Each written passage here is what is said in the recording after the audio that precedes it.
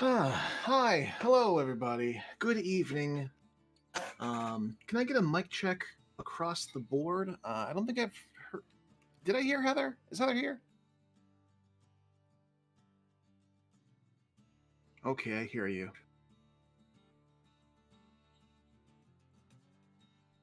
It's picking you up now. Just in time for Pupper. Just in time for a big old bubbly boofer. Let me turn my music down a little bit. But yeah, I'm having like the strange feeling that free 30 days of Prime is going to last just long enough for me to get my fucking hooks. Oh no!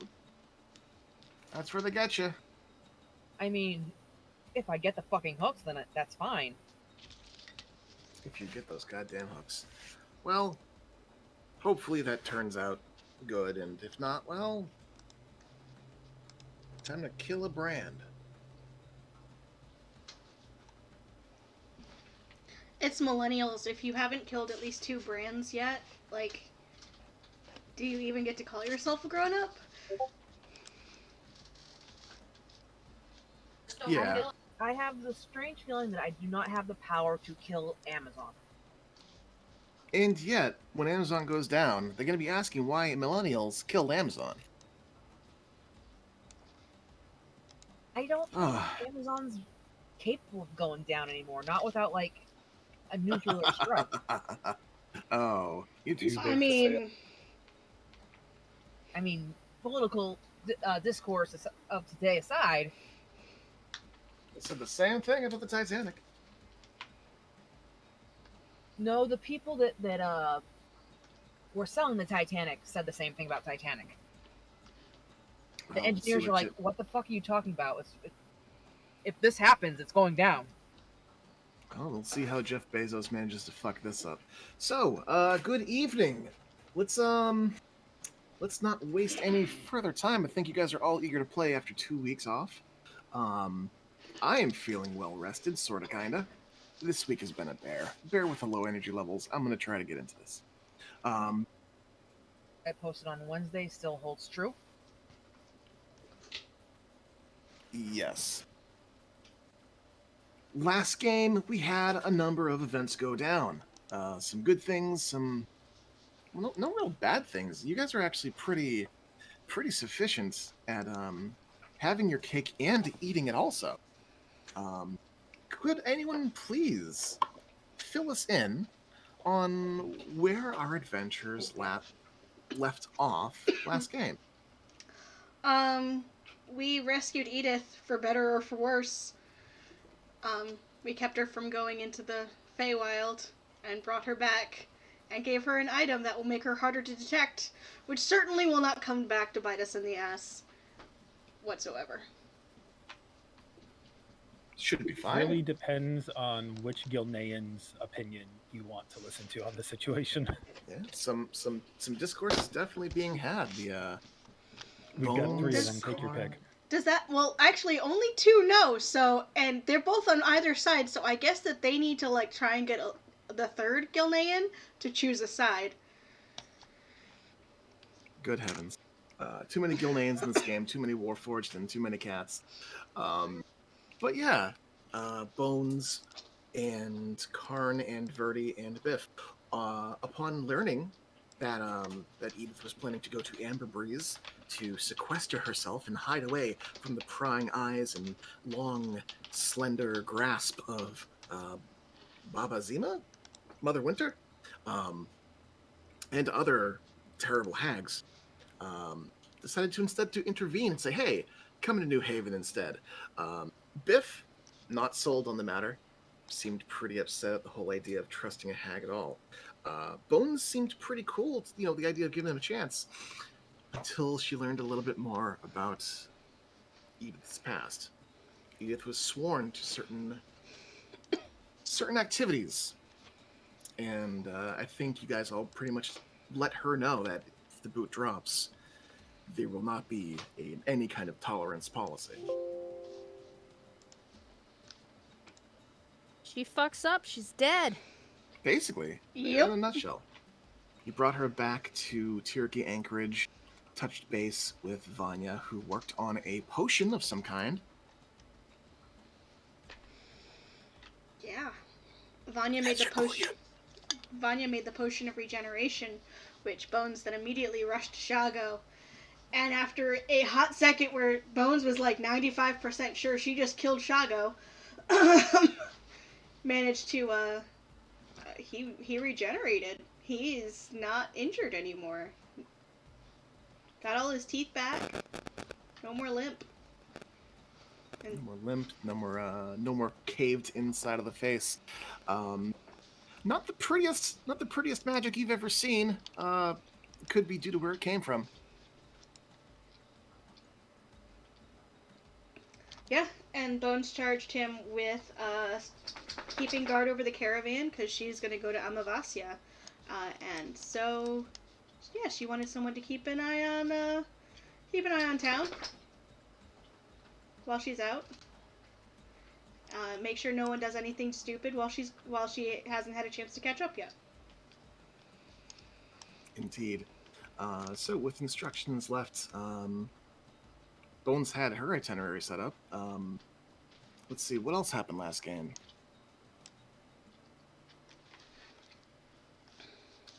Is Mish with us? He hasn't said it. I'm here. Okay. I'm thinking back on what might have happened, but I think that Vanya and Karn largely... well, Vanya was largely quiet last game, and Karn was just YOLOing along with everyone and didn't really have a good grasp on what they were doing other than adventure. Adventure. Sam, you're saying? The ship got completed. The ship got completed. And then there was a joyride in the middle of the night. Then there was a joyride in the middle of the that, night. Adanu got to enjoy along with everyone else who happened to be in the crafting area and willing to get on that boat. Oh yeah, party bus. Some wild shit happening during the evening. You woke up several members of the town. Pretty sure you woke up Belina. You definitely woke up Crosp, who was promptly dragged back to bed after cursing something about airships while looking out the window. That's where we ended off last night. So, to recap and get things started, we're going to go ahead and activate Port Nyanzuru. And we're going to check out what day it is.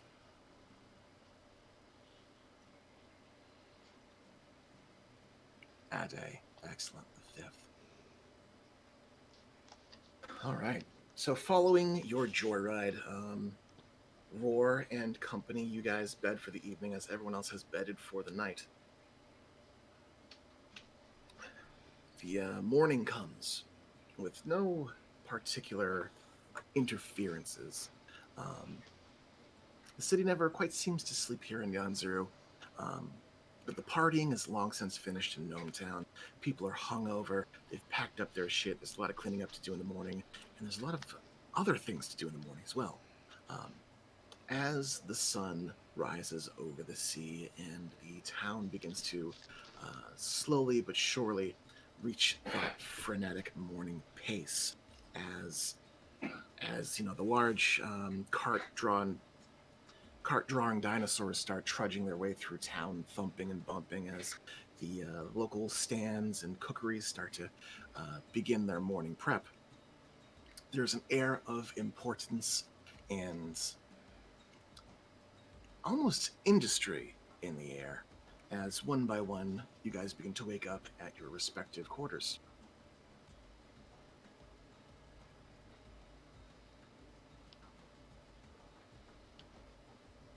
Let's see. How about we... rather than call for initiative, retroactively, would you guys have set up a place to meet in the morning, knowing that today is the day that the caravan is set to roll? Alina's probably under the impression they would meet at the gate at whatever time they're about an hour before whenever they're scheduled to leave. All right. That's a very reasonable assumption. I agree. All right, so caravan set for 10 a.m. departure, you guys gather your gear, get your armor, double check what you have on you, and begin to leave your various abodes by around 9 a.m., meeting at the gate together. There was some question during behind the scenes chat in Loose Cannon's chat about what Mbanje would be up to this time of day, the day of the departure. I know that Vanya and Mbanje had some base to cover, so I'm going to say as the group gathers by the gates, one by one coming from different parts of town, you all take notice of the gathering crowd. People are lined outside of the gate and down the town street. Groups of 5, groups of 10, just kind of clustered in a loose line, with guards shouting out to keep orderly, keep close together, double check your gear, there's no turning back, that kind of stuff. And Banjay, you make your way to this commotion, knowing that Vanya is leaving in the morning. You begin to look out for your friend. Alina, you're probably the first one there, bright and early, noticing people who you're more familiar with, people who you're less familiar with, but altogether, a lot of familiar faces are in this group as they converge together. Is anyone doing anything specific or special with their morning prep, or is gathering at the gates enough for everyone? Biff's fine with just going to the gate. A little double back, would Roar have had the chance to stop at the ungodly hour of like 3 a.m. at Crowley's to offload the shit that Crowley would love and try and see if he's got anything to buy? Oh, for sure, yeah. We can pause and go back there. So, still under the cover of dark, you make it to Crowley's his office, his lab, and you find that there are torches and candles lit. There's light coming out from inside of that ungodly place. You make your way inside. There's a little bell that dings as you enter. You find the alchemist is behind the counter stirring a pot. Mongo is up against the far wall, looking statuesque as ever.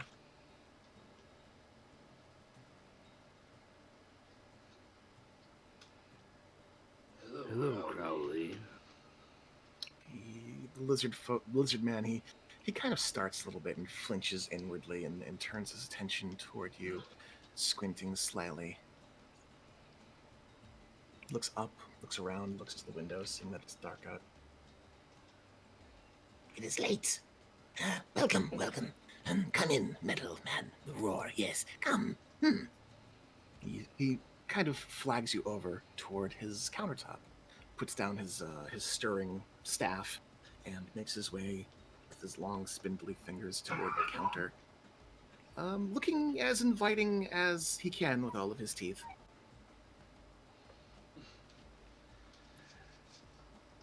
I've got something I think you would like. I wonder how much you'd want for it. He brings a withered hand to his lips and kind of wriggles his fingers. We like many things. Show us, yes. I will put the portable hole open, go inside and quickly pull out the 3 cockatrice bodies and the cockatrice head, and then just nonchalantly put them on his counter. You just plop them, leathery bodies just flopping across the countertop. He looks them over, completely nonplussed that you've deposited a number of corpses upon his countertop. He rubs his finger under his chin. Cockatrice, yes. Okay condition. Not bloated. Salvageable, yes, this is good. We do want them.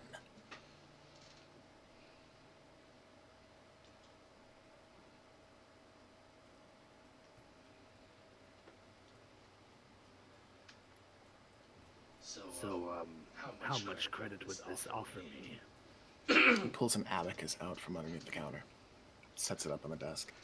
It begins to clickety-clack, move beads across from one side to the other.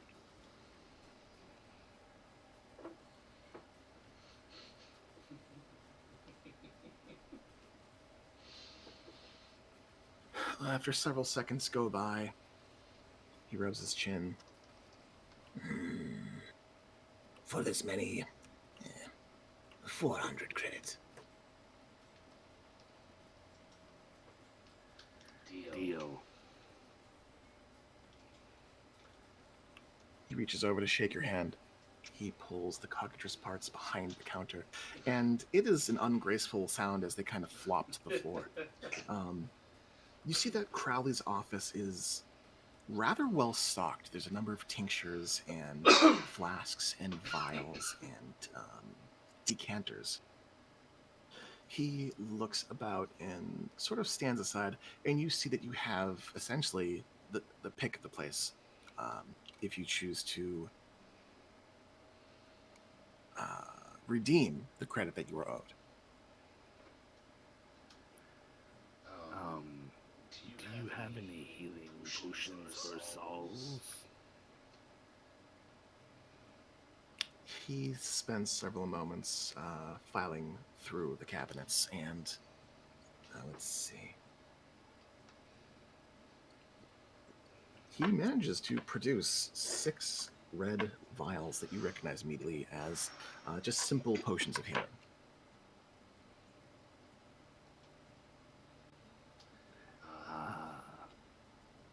How much? Normally 50 gold. But seeing as we are friends, 40 credit each. All right. I'll take him. And then I'll quickly do math in my head.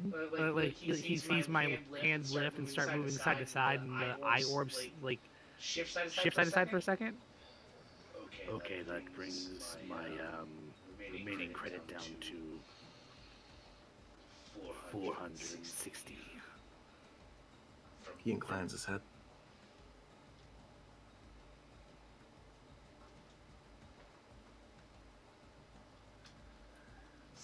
Since I had 700, including what you just gave me.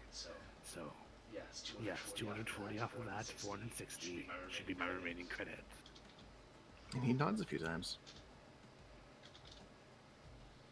So, do you plan to spend the remaining credits on items? I'll take a quick look and I'll shrug. And I'll just say, the healing is all I need right now, but I will be back, maybe in a couple weeks or months, and we'll see what you have then. Have fun with the cockatrices. He cocks a brow and grins at you, and as you turn your back, he wraps his fingers on the counter. Yes, come back in one piece. We will have something very special. Aqua Regia. Very good. Very nasty thing.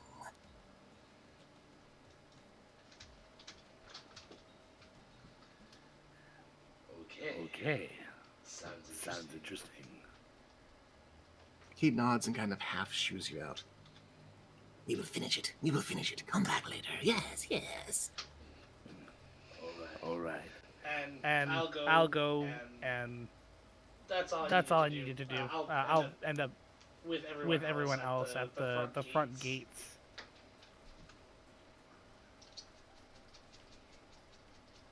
All right, so you end up making your way to the front gates at around the same time that everyone else shows up.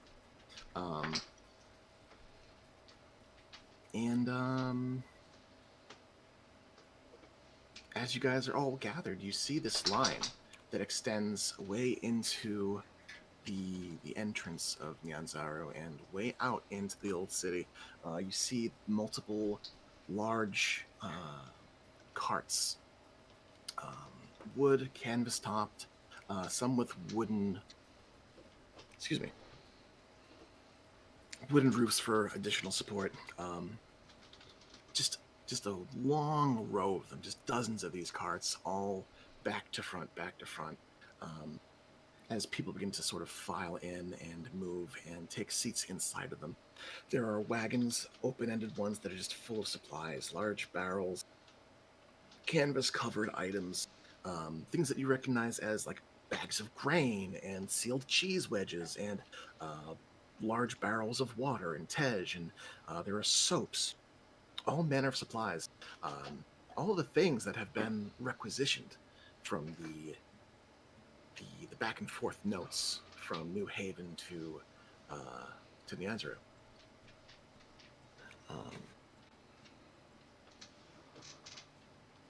Bones and Vanya and Verdi, you guys notice that as the guards move along back and forth, they do pull someone from the line. You immediately recognize it's Edith and her new guys. She's escorted to one of the carts in the caravan. She passes a glance back in your direction, Vanya catching your eyes with a little bit of a nod before she's led out of the gates and to a place where she can sit. The same happens for several other folks who appear less physically apt, some older people among the crowd. Would Bones be there? Yeah, Bones, you'd be arriving at the same time as everyone else. Even though she's not leaving with the caravan? Well, what would Bones do today? I had assumed you had seen them off and then parted ways, but we can go back. I assumed that she would just take off. She is not a very communicative cat. Okay. At like the ass crack of dawn or later on? Oh, probably ass crack of dawn. Ass crack of dawn. All right, I'll double back to that. So one thing that a lot of you do notice is that Bones is not present. There had been mentions of her returning back to Amavasia, the Dark Moon clan's capital city out in the jungle. But aside from that, everything does seem to be present and accounted for. Roar, when you make your way to the others by the gate, Gallium is nearby, looking forward to more adventure out in the jungle. Lots of woods, lots of strange and interesting things to explore. After final checks are completed with the town guard, a number of boisterous, armored city protectors basically call out that we're ready to move. We're going to start moving. And true to the word, wheels begin to turn.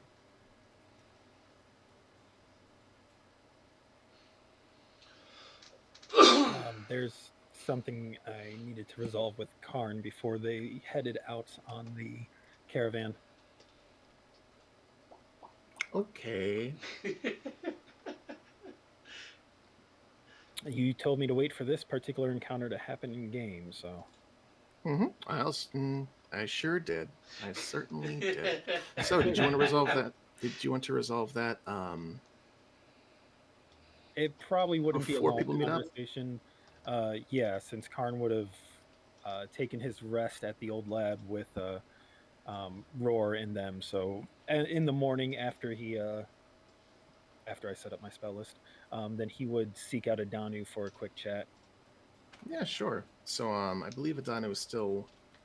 You'd be in the old lab. Roar, I assume you pack up the portable hole before you head to the gates. So, sometime between the end of the joyride and packing up for the morning, Karn, you make your way into the portable hole and you find Adanu is there, just kind of trancing, just kind of vibing. He does appear to be aware of you as you enter into the area. It's a small area and you are not quiet. I'll head over and sit down in front of him and wait until he actively notices me. As you take a seat, he kind of like follows you. You see his ears kind of perk and twitch. As you sit, he tilts his head down, as though watching you. Is that you, Roar? I am Karn. Oh, the other one. Yes. Hello. Is there something I can help you with? Yes, this one has a question for the Adanu. Oh, well, by all means, speak your mind, and I shall do my best to rack my brain. This one has a mission to seek out someone who was lost many years ago. This one was able to see that one through a magical globe. Ah, yes, Master Denarian's Globe of Wonders. I am familiar with the item.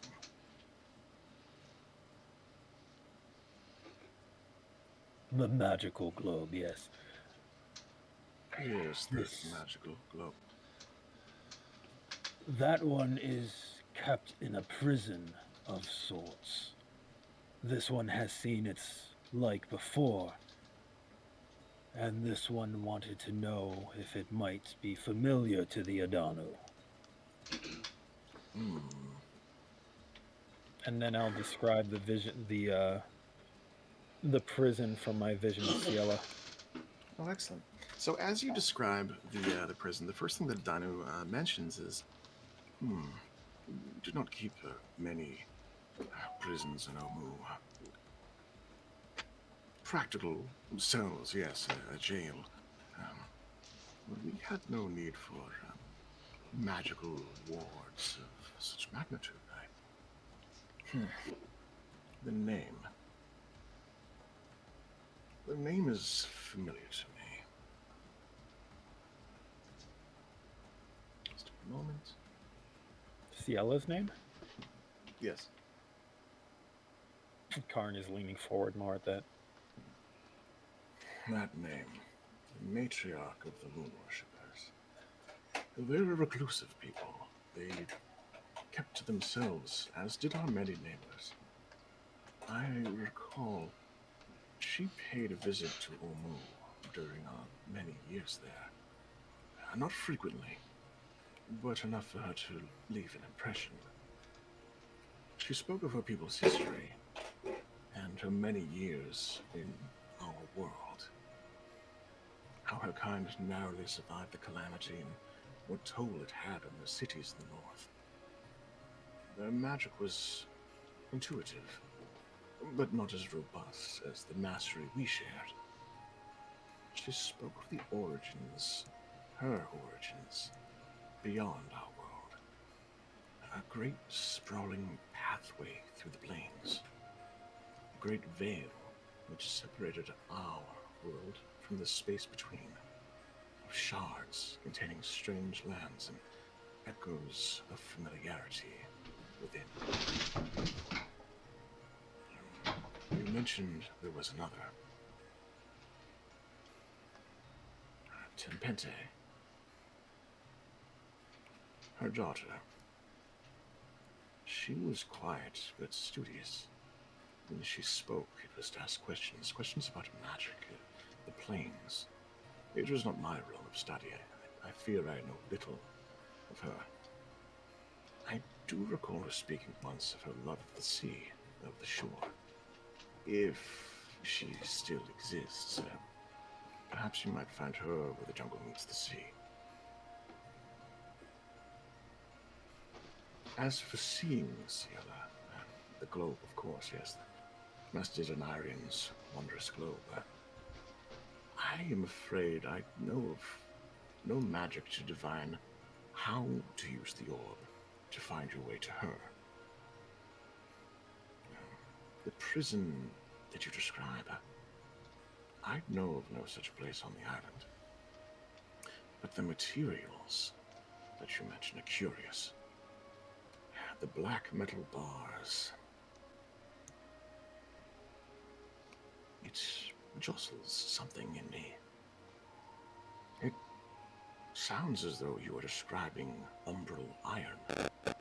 A rare element of the earth known to resist the etheric weave. We seldom use such a rare material in Omu for our own building, as it interferes with our magical study. But the wardens, they would sometimes adopt the material into their forms.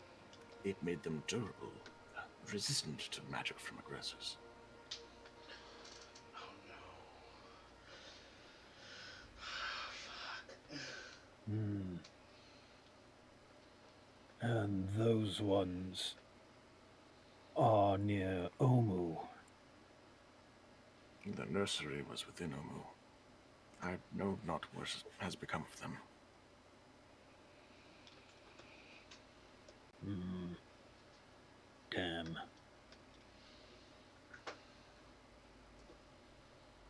But perhaps if you can discover where they came across their umbral iron, you might find out just where those bars came from that prison.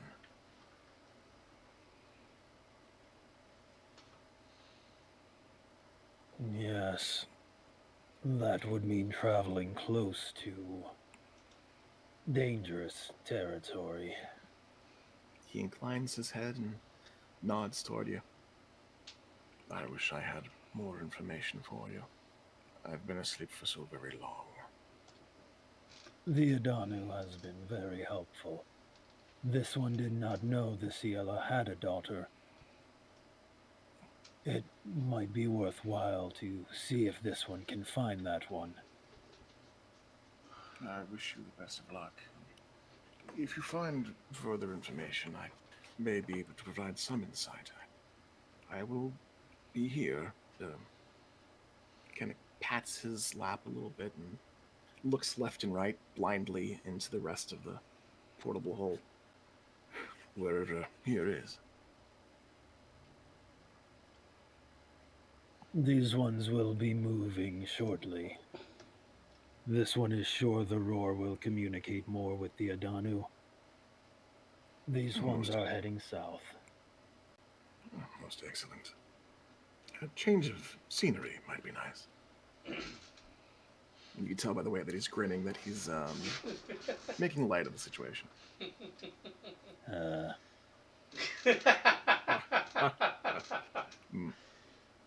This one agrees.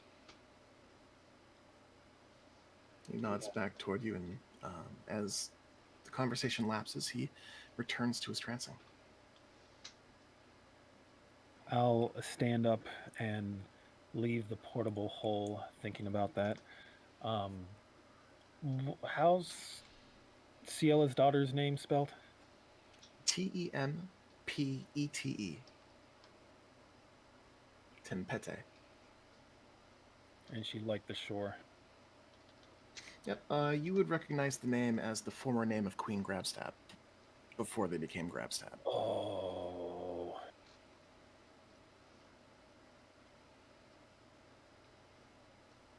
This has become more complicated. Pretty sure we already knew that. Oh, yeah. Notes. So, as you write down, as you take notes, and Karn's memory is jogged and jostled. Was there anything else that anyone else wanted to do before leaving town?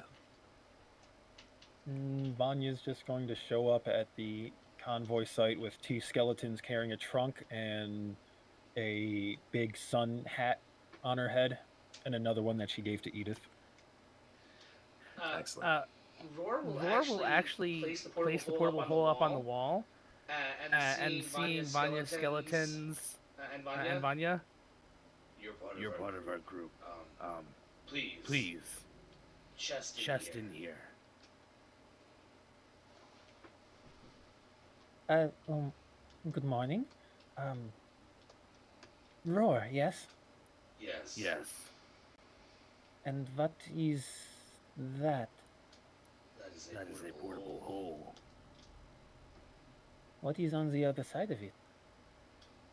No. A arrangement of sleeping quarters, sort of. Adanu and storage. I don't think you want your skeletons carrying You're keeping the leech in a hole? Well, it's a demi plane. I do not know if they like that very much. It keeps him safe from the weather out here. It is a good demi plane, so he is not going to have any deterioration. And if you give him plenty of candy, he's usually pretty okay with whatever you want to do.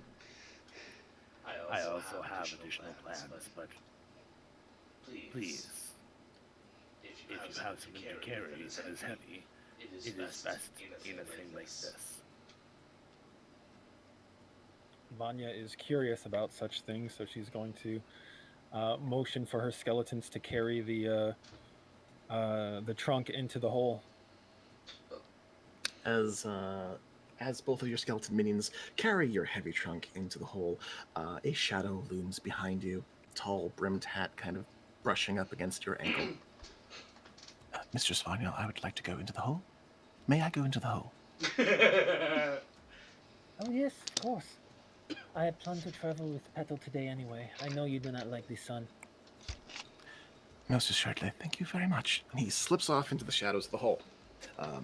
Verdi, you see Stratus kind of past Vanya into the hole, chasing after skeletons. Alina's gonna raise her hand. Is he gonna be safe in there? Is that the cat wearing a hat? It is a cat wearing a hat. Did we understand him? You heard cat speaking. Second question. That is a talking cat wearing a hat. It is a talking cat wearing a hat.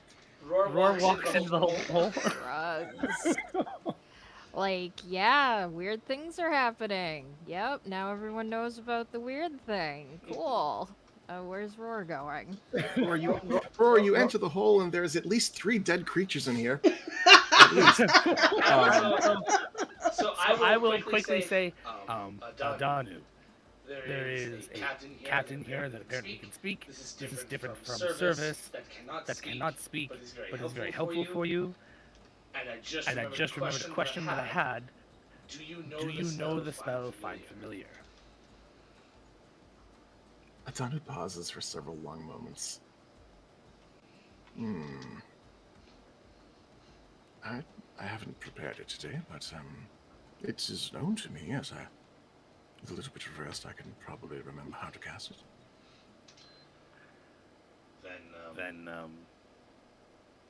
because you're going to be in here, I would take the time to prepare it, because I have the reagents for you, and I could set them out in front of you, and you could cast it, and then, whatever your chosen familiar is, you could use their eyes to see while those coins are over yours. Ah, yes, I see. Oh, that makes more than a modicum of sense. Why didn't I think of this? Thank you. This is very insightful. You've been asleep for a long time. I've been asleep for a very long time. I do not know the cat's name, but I look around. When you can see. Just know there's currently 2 skeletons in here with you as well, but they might be coming back out, so you might just be here with Service and a cat that speaks. I don't Stratus. The cat's name is Stratus. Hello. Pleased to meet you. The feline with the hat squints slowly at you, Roar. It's not a slow blink, it is a squint of scrutiny, as the lambent yellow eyes are one of the most well-lit things in the room. Stratus inclines their head at you to sort of nod. I'm sorry, Stratus. I did not know your name.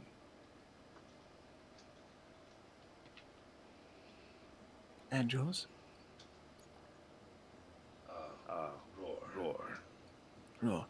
Pleasure to meet you. Arcanist Roar. Yes. This is your portable hole? Yes. Right then, with your blessing, I would like to spend time in here, if that is amicable to you. I would rather not be out in the sun. It is swelteringly hot and incredibly bright. I understand. Yes, you can say. Just try not to make a mess. So much for knocking things over. Oh, very well. I can abide by these rules. I look over at Service. If you knock stuff over, just put it back. Service gives you this just like almost vibration of a nod, seemingly excited at the prospect of picking things up and putting them down.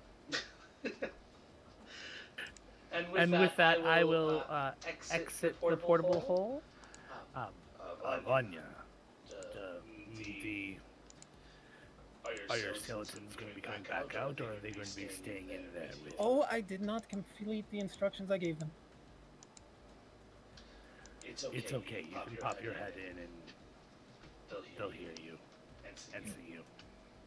I'll pop my head in, and then, enamored with the interdimensional space, I just walk in, give my skeletons instructions to place my trunk down, and then join me back outside.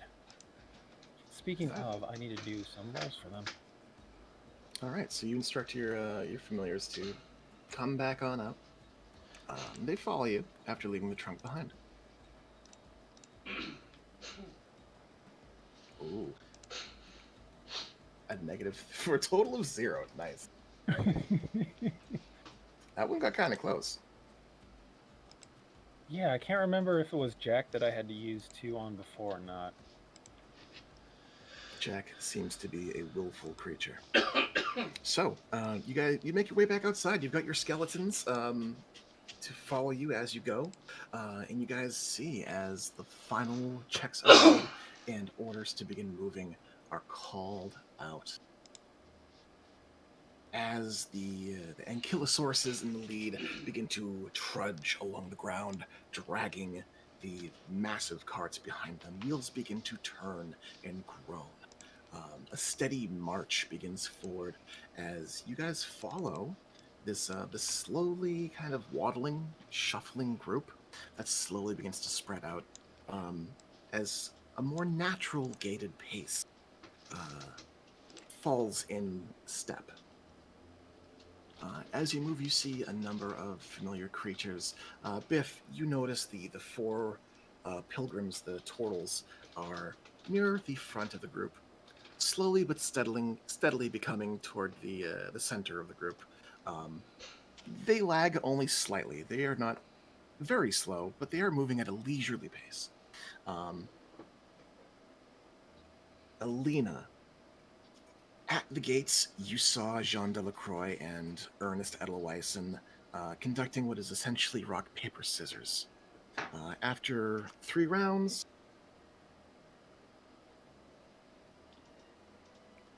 Ernest makes a whoop, punches the air, and heads back into town, while Jean joins the contingent, walking alongside the caravan. I will fall into step with my former teacher. You fall in line with Jean. She informs you that, it was a toss-up between she and him who would be making their way down to New Haven. She doesn't seem to be bothered in the slightest, aside from the fact that walking in heavy armor in the jungle kind of sucks. But in heavy armor, she will be. Yeah, it helps if you if you get your gambeson a little wet, but not a lot wet. A little wet, but not a lot wet. Well, hopefully we'll come across some rivers that aren't infested. Though I think there are a couple of alchemists in the contingent who can purify it. Hell, I could if I felt like casting spells. A little wet it is. She takes a preemptive swig from her water skin as you guys walk together. It's really unfair that prestidigitation can only make things hot. Prestidigitation is... It shares a spell. A particular set of use cases.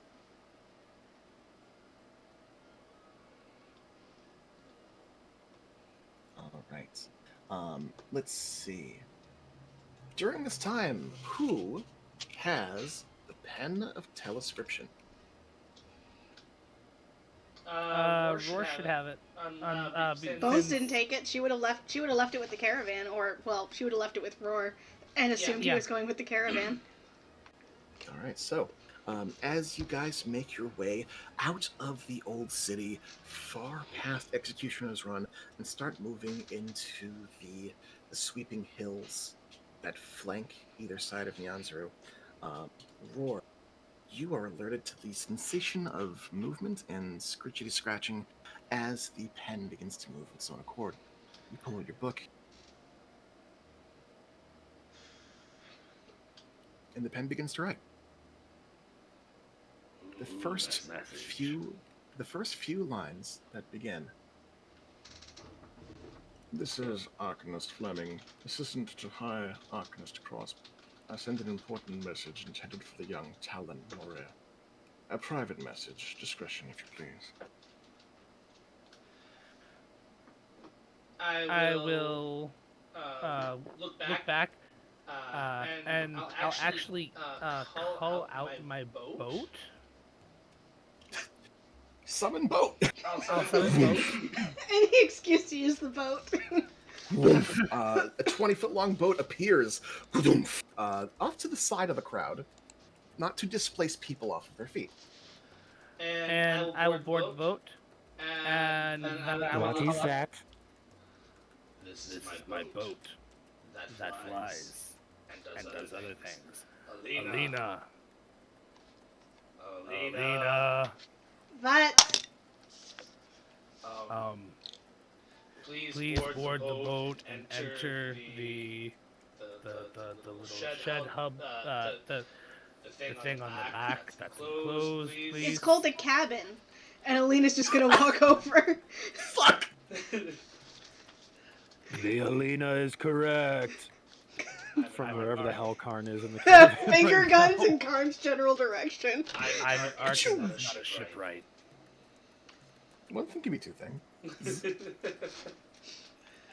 So, Alina, you make your way to the boat, and you get aboard. You go into the cabin. You climb up the boat. Alina is so confused as to why she's getting on a boat inland, but sure. Alina, do you have a small journal that you have free paper on? She just blinks at you. Do I look like a cat? No, I don't carry around writing shit. Okay, fine. I will put my book down in the cabin, and I'll write a quick message. The Talon is here. She will be the only one reading this book until she calls for me. And then I let go of the pen. Fleming said he had important information for you and you alone. The pen will lift and start to write. If you need me to read something that you can't understand because arcanists have bad handwriting, let me know. I will be out there for privacy's sake. And then I walk out. Alright, Alina, you see as the pen begins to write, and Roar isn't wrong. The handwriting is, well, it's pretty in a strange kind of illegible way. The thing is she's been reading her mother's handwriting forever. So, there's a new item in your journals reading as follows. Good morning. I hope this message finds you well. I've taken the liberty of transcribing a number of notes from your mother's office. Miss Ilya Morea was a diligent woman. I now understand the pride you have for her. It seems her focus was less on the undead and their rising. That phenomenon has been relegated to an ongoing study, predicated on a yet discovered lead. The ziggurat was on her sights once or twice, but it seems that the last notes detail her focus shifting toward a number of small colonies within the jungle.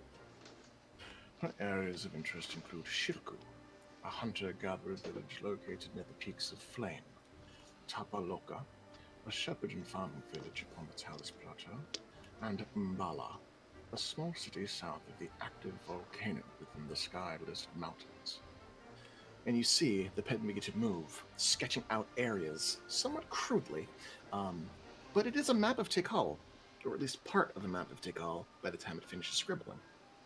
It notes the locations of these areas and kind of circles their rough location.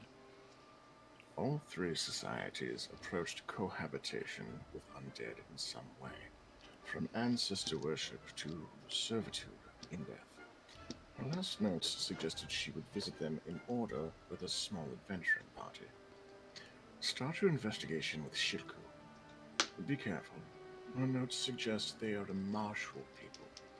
I would not call them barbarians for fear of cultural insensitivity, but the way they are described, well, be sure to keep a large stick close at hand. A long sword will do just as well. Good luck, Talon. If you find her alive, bring her back, would you? I'd rather enjoy picking her brain. The pen goes flat upon the surface of the paper. Alina will write, and she's just gonna write in Gilnean because that's like the most comfortable language for her to write in. I appreciate your diligence in researching this for me, and I do agree with Bones that you did a much better job than I would have. I will see what I can do. I do hope to bring her back. If not, maybe you can meet us in New Haven.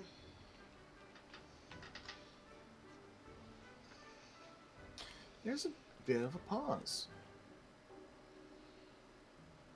After several moments, the pen lifts up and begins writing in Gilnean. I will see you there. Perhaps. And it's signed with -F. I'm not going to think too hard about that. And she's gonna just take the notes and put it in her pocket and just leave the cabin of the boat. You take the note off of, you pull the paper off of Roar's book.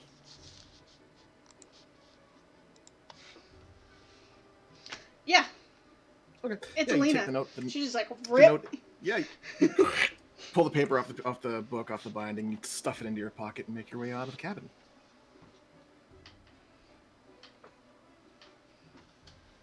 Roar will pop back in the cabin, pick the pen back up, stow it, and grab his book.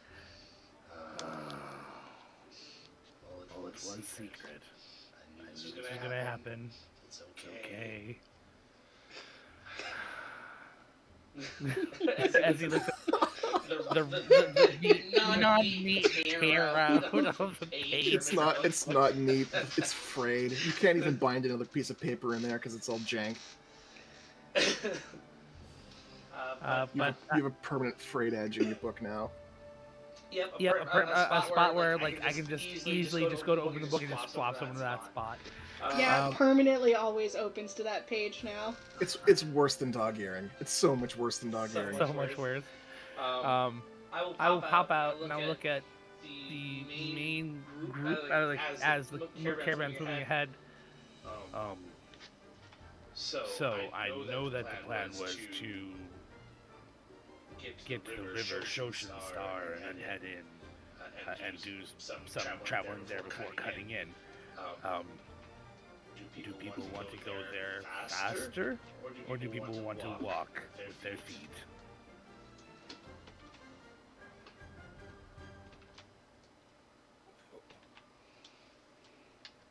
What do you have to... Sorry, wrong person. Why do you say it like that, with your feet? How else would we walk? On our hands. Can I roll an athletics check? Sure. Is it athletics to walk on your hands, or is it acrobatics, I wonder? I'll leave that up to you. You're the DM. Standing on hands is athletics. Walking on hands is acrobatics. Yes. I'm going to stand by that. This is very important. I'm going to use real dice.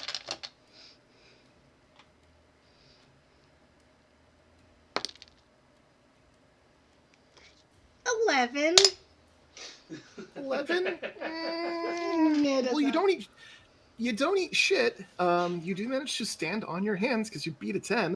But you're teetering. Your ass is going forward, your front is going backwards, and then a few seconds later it's doing the opposite. You kind of get 4 or 5 shaky steps in before you tumble forward, back onto like a knee and a heel, and get back up. It's not super graceful. It was on purpose. It was on purpose. Oh yeah, Biff's gonna do it and show her how it's done. Okay. Perfect. Biff, I love acrobatics. it so much. That's a 14. 14? So you get like 6 or 7 steps before you have to like stop on your palms, shaky, and then you keep going, but your friends are moving a lot faster than you are. That seems like a remarkably inefficient way to walk. You're the remarkable, inefficient way to walk. I pout. Walking is a remarkably efficient way to walk. Roar, as you say that, a voice croaks up from behind you. Hopping is much more efficient. You hear the sound of a staff talking against the ground before Bulgup kind of leaps up from behind you, past you. Is the boat still out? Yeah, the boat's still out. He ends up on the boat and kind of sits there. Because I didn't see it until just now, Biff did remark on we're just going to ignore the fact that there's a boat here. There's no backstory to this thing. Roy's going to look over to Biff and say, You remember this? We got this from the camp. Sorry, that was Mbanje. The thing didn't catch the right character. Mbanje. Okay, then. So Mbanje's with them right now? Yeah. Mbanje's tagging along, yeah. Okay, then yes. Even better. Yes, you weren't there. This is a magical folding boat. I have enhanced it. It's better now. He also has a magical folding hole. If I just... Okay. We will revisit the magical folding hole later. 2, why is everything you say so ominous? I'm a Arcanist. Perhaps he has a demon? Alina asks, why does everything Roar say look so ominous? And Vanya and her 2 skeletons will look up at him. Oh god, dog's trying to kill me. Sorry, Sam got a dog fart in his face. Oh, gross. Just to understand this, do I have this mental image correct where it's Roar kind of like over the edge of the ship and it's just slowly moving parallel to the party? If the party is moving, yes. It is just slowly slowly drifting drifting forward in line with them. You're just idling in the car next to these guys. Caravan asking, like, why are we traveling on that? It's so much room. It's so much bigger. It has so much room. And a quick question also. Is it in aerial mode or is it in Earth mode? For safety's sake, it is in Earth mode currently. Okay. So, for those who have not seen it, the boat seems to be propelled by numerous little stone fingers that just morph out of the ground. Oh no, I hate it! And push the boat forward. It's as though it's riding a wave, but the wave is made out of these little spindly cubes of earth stuff. Arn is just staring as he walks. That's better than fingers. Cubes are better than fingers.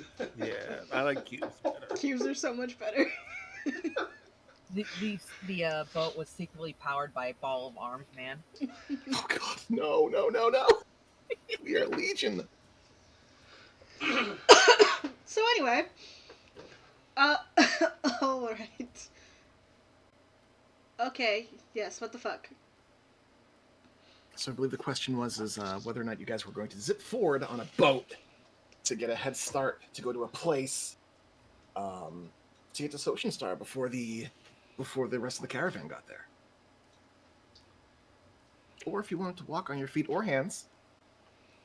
We're not judging, but Bulgup's judging. Boat's big enough for several people, right? You can fit 20. Can I bring my auntie aboard? I look at her auntie. Fine, you kind of gesture off into the distance, and you do see the little old Edith is sitting on one of the wagons up ahead. She's easily identifiable by the giant sun hat I gave her. Giant sun hat. It's bigger than she is. I mean, if she doesn't get motion sickness, like seasick. I will find out. And Vanya just kind of, if she was wearing a dress, she would just kind of like flounce over to the cart that Edith is riding on, but she's in her traveling gear today, so she's in trousers. So she just kind of does this like quick little hop skip thing over to her to ask if she gets seasick. You trot over to Edith, and she looks over at you as you ask the question. She kind of frowns. I ride upon a mortar and pestle to get around. You think I get seasick? Really? Really? To be fair, I have not ridden in one myself, so I would not know how they relate. Fair enough. She looks back and sees the boat and kind of inclines her head. You see she's not alone in the wagon. There appears to be a couple of other older folk. One person you identify as an aged, wizened healer type figure. Not quite a priest, but some kind of medicine man, among others. And she nods toward you. Yeah, very well then. If you're offering, looks like it's a much more interesting ride than the wheels and the dinosaurs. Excellent. By the way, do you still have that mortar and pestle? She shakes her head. I look profoundly disappointed as I walk her back to the boat. I am trying to keep a low profile, my lady. Fair enough. You lead her over to the boat. You have to kind of heft her up to get her into the boat. There are able-bodied people. To aid me. You have skeletons. And if it looks like that they're struggling, then I will motion Verdi over. It's a team lift. You get her into the boat. She kind of grabs the railing and looks around. I would say this is a fine seaworthy vessel, but it is on land. I am tickled by this. There is the captain. Hello. You are made of metal. Not entirely, but yes. I would ask permission to board, but I have been invited. Yes. Is there a place to sit? I'm dying. I will like there is some bench-like things out front, outside of the cabin. So I just Anywhere there. I appreciate you. She kind of hobbles over to one of the seats, takes a seat, and just looks over the railing, watching the scene go past.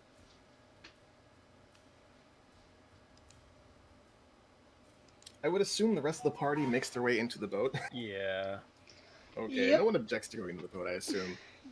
So one by one, you guys Verdi make... gets into the boat under peer pressure because everyone else is going in the boat. Verdi is peer pressured the fuck into that boat. Vanya gives him no choice. She gets in the boat and then turns to offer him a hand. No choice given. You are in that boat. Roar, you've consolidated your friends, your party, and new friends into the boat. It's a party bus. There's a lot of people in here, and you haven't really reached capacity yet. What's Roar up to? What you gonna do? I'm going to stand up, move back to the navigation wheel, grab it, and then I will say, I know that the ruins are a little ways away. We could get there with time to spare. Is anyone up for an investigation? You were about to say adventure, and I was much more up for that.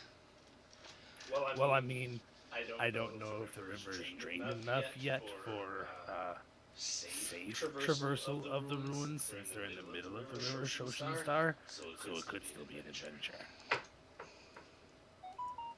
This is more than happy to go see what is state of river.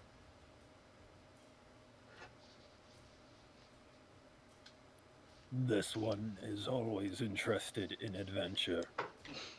There's something this one must do first, though. And I'm going to find a nice clear place on the boat to sit down and arrange some things. I gotta look something up, though, so come back to me later. There's plenty of room on the deck. You take up a spot on the deck, start taking your items out. As the rest of you get cozy, Roar, there are no objections. Aside from Karn doing something. I will slowly accelerate the boat from its idling speed So it's not like startling people. It's just going to slowly speed up and move past the rest of the caravan. And then once I'm 60 feet in front of the caravan, I then just open it up. So it's doing the full 60 feet per round as if it was a war horse just going at speed, and just let it tear along the ground smoothly while I hold on to the helm. All right. So, you just sort of like idle beside the caravan and start to move a little faster, a little faster. People start taking notice. Some of the dinosaurs are kind of brush to the side and look warily as this massive wooden thing creeps along the ground with the earth moving beneath it. And as you start to punch it, you get some looks from people within the caravan. You catch sight of Monty in the pack, just kind of like pumping his fist in the air. Jean Delacroix looks a little flummoxed.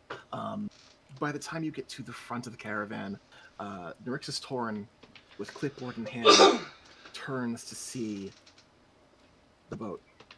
His eyes go wide for the first time in his whole life.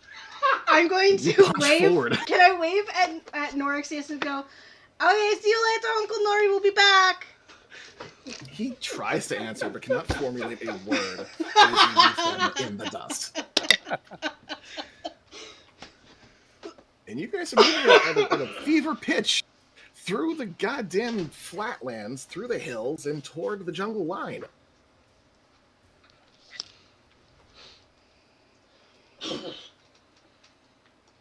So you guys begin. Let's see. Activate, configure, activate. I think I have. 360 feet per round. Gotta change the size of it. The air mode is so fast.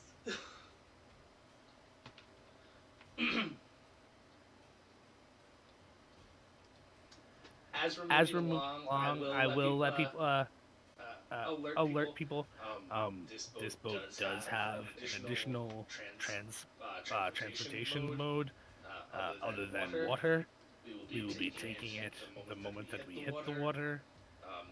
Hopefully, Karn, you have preparations, or at least the loose rolling, whatever you have prepared, because we are about to go much faster once we hit the tree line. Why do we go faster in the tree line? Out of water? What kind of boat is this? Should I be scared? It's gonna be fun, I promise. Just ask anyone who rode it last night. Then Bajay looks around for witnesses and proof. I mean, from one of the benches, you see a tall metal man with a metal fin on his head, just nodding vigorously at you. Gives you a thumbs up. Alina's probably at the front doing her Titanic moment, so. Vanya is not far behind her. Alina will assist. Yeah, I was gonna say Biff would be up there holding people. The skeletons are just standing guard and staring over the sides. Karn is breaking out the Globe of Wonders.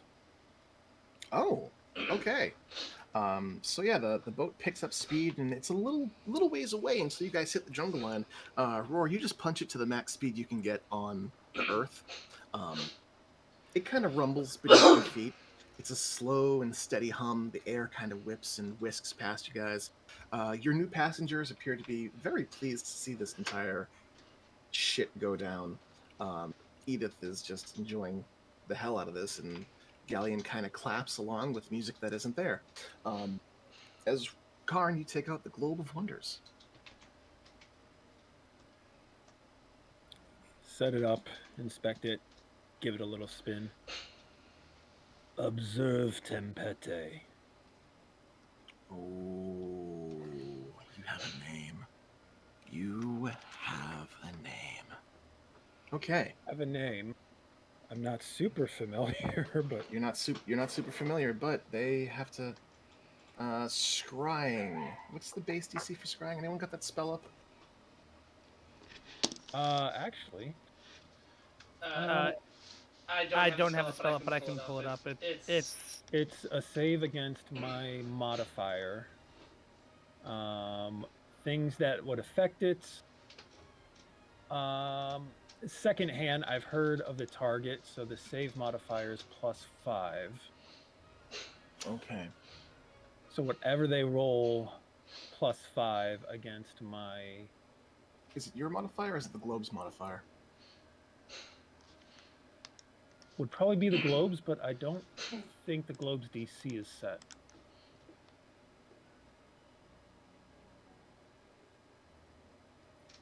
I haven't made a proper item card for this. Hold on.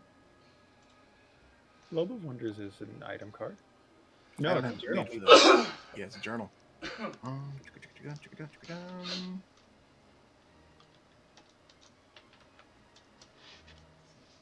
All right, yeah, we'll use yours. We'll use your modifier. So it's a wisdom modifier? Was it like a 16? Yeah, mine is 16, and it is a wisdom saving throw.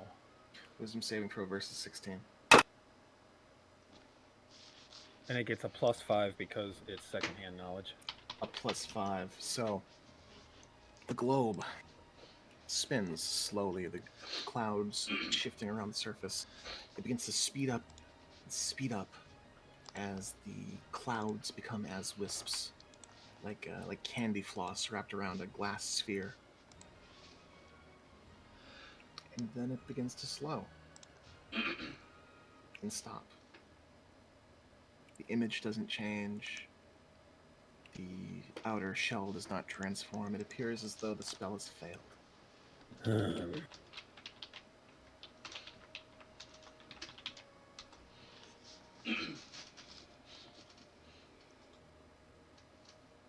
Okay. You may try again the next day. I will pack that up and I will go about my backup plan. And I start pulling out a bunch of items that I've collected. Let me see here. Okay. Oh, how am I going to pull this off? I'm going to pull out the Ankeg Great Crown. Okay. How much would you say this would be worth? The Ankeg Great Crown? Yeah. I think I carved it from the top of the Ankeg. Let me check something real quick.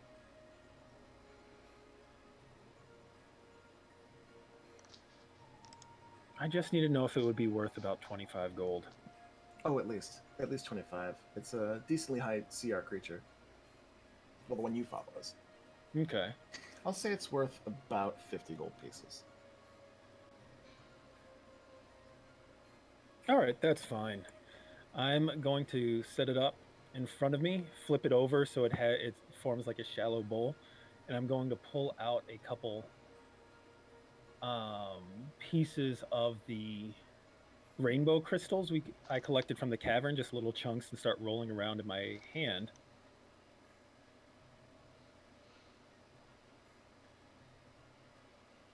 And as I'm kind of shaking them and considering them, I'm going to say out loud as I concentrate.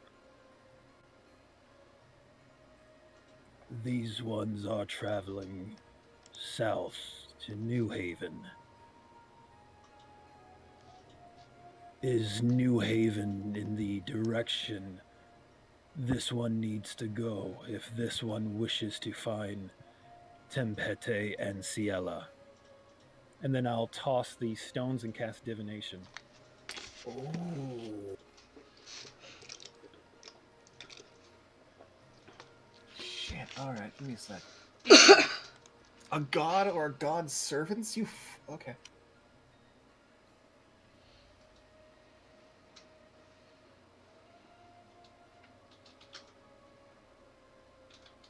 I know I have a connection with the green.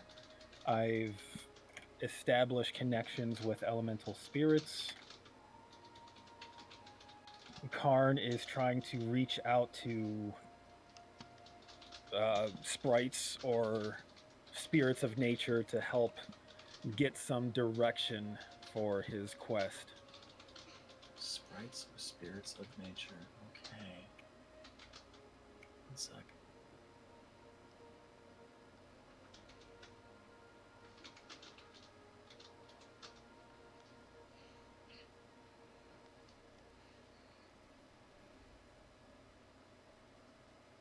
It's limited by a 7-day time frame, so Karn is hoping his question about heading to New Haven being the right direction to move in might be just enough to fall within the purview of the spell.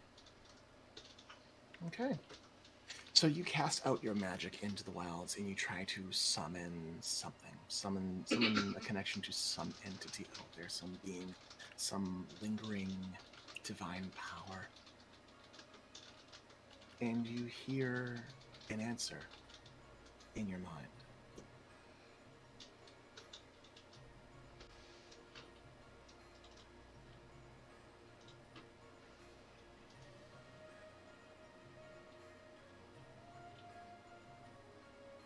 The way is south, but the two are disparate.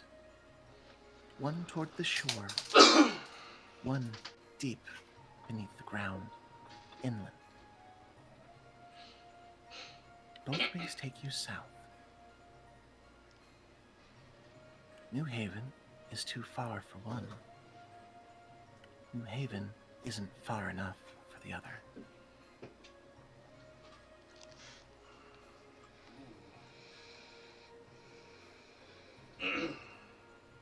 Thank you, mysterious voice. You're welcome. Huh.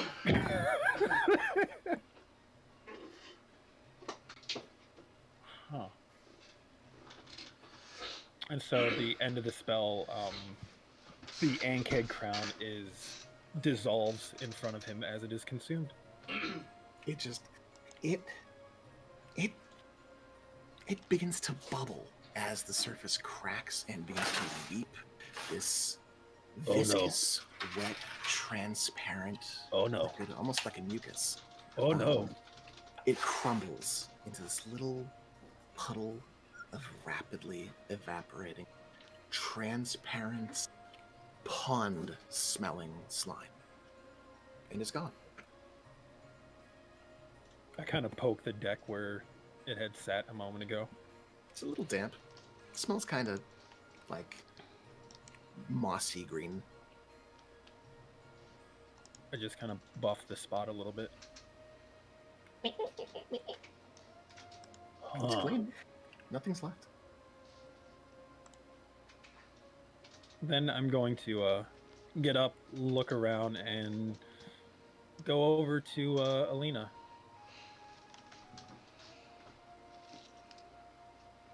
I want to say, like, you know when they smash cut to something, like, completely ridiculous? What is your smash cut? Gilligan cut? Yeah, I think that, probably Alina is at this point letting the skeletons experience their Titanic moment. Because that's hilarious. Mental vision is just too much for me to not lean into. So Jack isn't about it. Jack does not seem to be about it. Jack is not the adventurous sort. We both know that Fred is the one who's got adventure in his soul. But Frederick, you have him up by his pelvic bone beneath the leather, and his arms are spread out like T-post. They are flying. They are absolutely flying. All right, Karn, are you next? Sure. Okay. It's like when like the dad, like the group dad is like doing like flippies for all of the kids. That's just what Alina's up to. Alina, what is your strength? Your total strength score? 16. 16? Checking something real quick.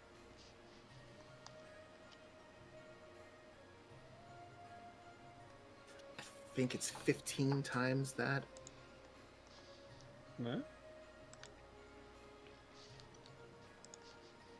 All right, I am going to need an athletics check because Karn is more than 240 pounds.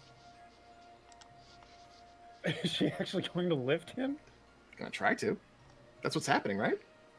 I mean, I was just gonna stand behind him and like support him, but Yeah, I was going let's to say. fucking let's try this shit. Let's try this. I want to see what's the DC on this.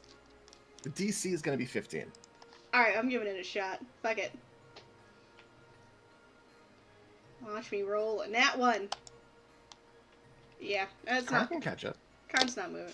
Oh, you try to pick Karn up and you stumble forward, and both of you almost pitch off the front of the ship. Oh no!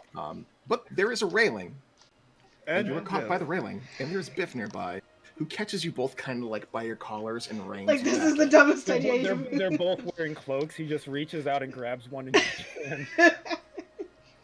All right, it's worth a shot. I already have my arms out, like keeping myself balanced. I'm like, huh.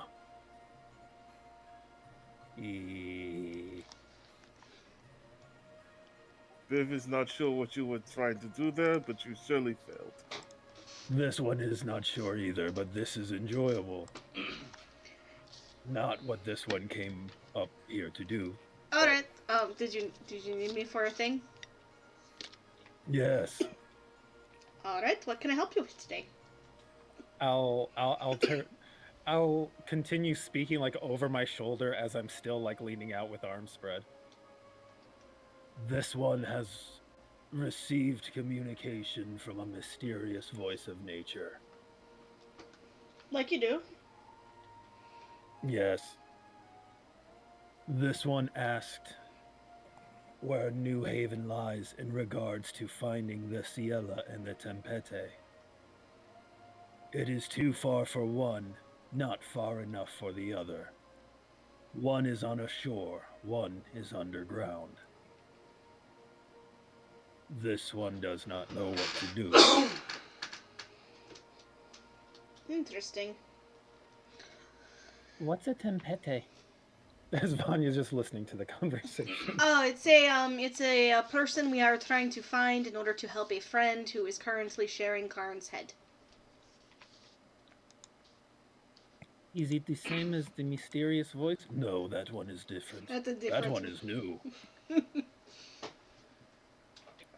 we have any other clues other than the mysterious voice? It was polite. I think that Roar was talking Or about. the face palms. You see his giant juggernaut hand. His left hand come up to his face and engulf it. And he just. Do you know anything else about their possible whereabouts? I know that the one was in some sort of cage, prison that you recognize, so I'm assuming that is the one on the ground. But did you have any other clues for Tempete, for where she was before this weird voice spoke to you? The Tempete is the grab stab. The grab stab is angry. And on the shore somewhere, where jungle meets water. Something else that you would remember, Karn, as you kind of rack your brain, is that Carrick had mentioned that Grabstab and her brood are reliant on being around humanoids. They need them. They feed on them. Oh, this one has just recalled something helpful.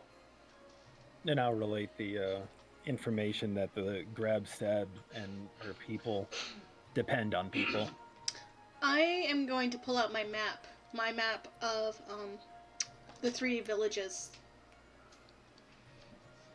and kind of line it up. The map of the 3 villages. So as you open up your map, I'm going to reveal some icons. Will Lena be sharing the map with the She group? will be, yes. Vanya's going to get excited and kind of like grab Verdi's shoulder.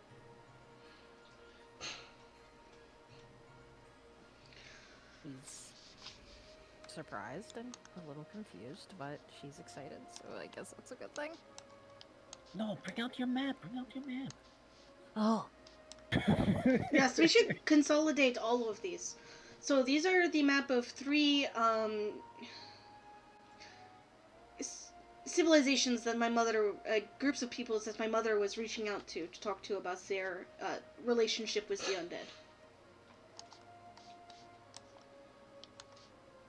So, down toward the center of the map, lower still, there are 3 volcanoes referred to as the Peak of Flame. That area is now on the map, as well as Skilku, Talus Plateau, Tapaloka, and Umbala, and the Sky Lizard Mountains. As Alina writes down and jots the Sky Lizard Mountain Range, Karn and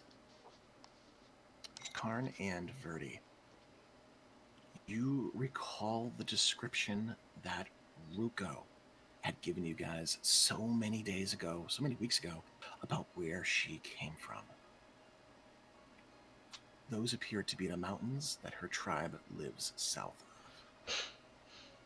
That was exactly going through Karn's head as he points a finger into that area. These ones know someone from here. That would be very helpful.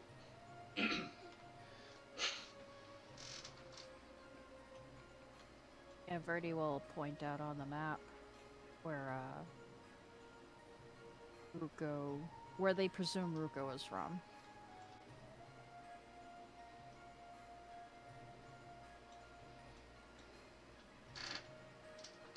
This one believes that the Ciela may be near Omu. Perhaps the metal of the Ciela's cage was used by others of our kind. I motion towards Roar and Gallium and myself. What kind of metal? Gallium stands up at the mention of metal and starts to hulk over. What was it called again? Was it Aether Steel? Umber metal. Umbral iron. Yeah. Umbral iron. Oh, Cromoneta. Umbral iron, that is the name of this. Of the metal in the Ciela's cage, yes. Umbral iron is very rare mythical alloy, dug from deep underground, in barrier between material plane and underdark. It is transitionary metal in literal sense, transition from one plane to other. Have heard stories of the thing. Is resistant to magics. Is said long ago, Warforged knocks his head a few times with a hollow tinging sound, were made of this stuff.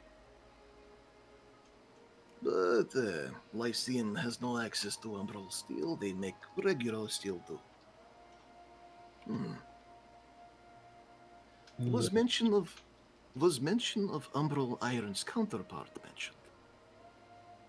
Counterpart?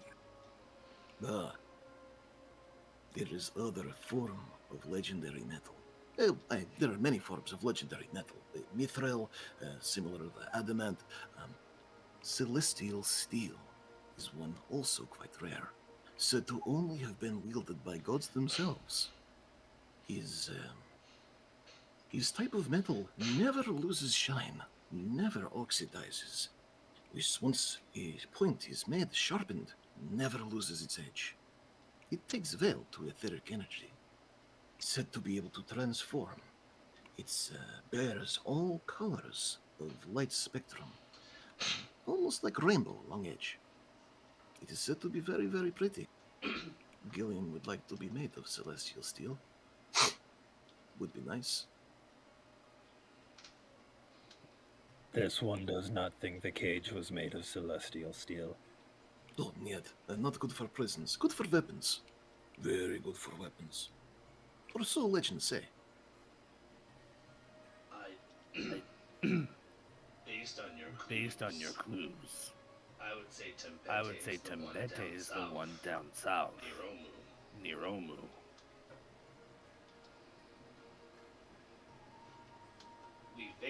We vaguely know of one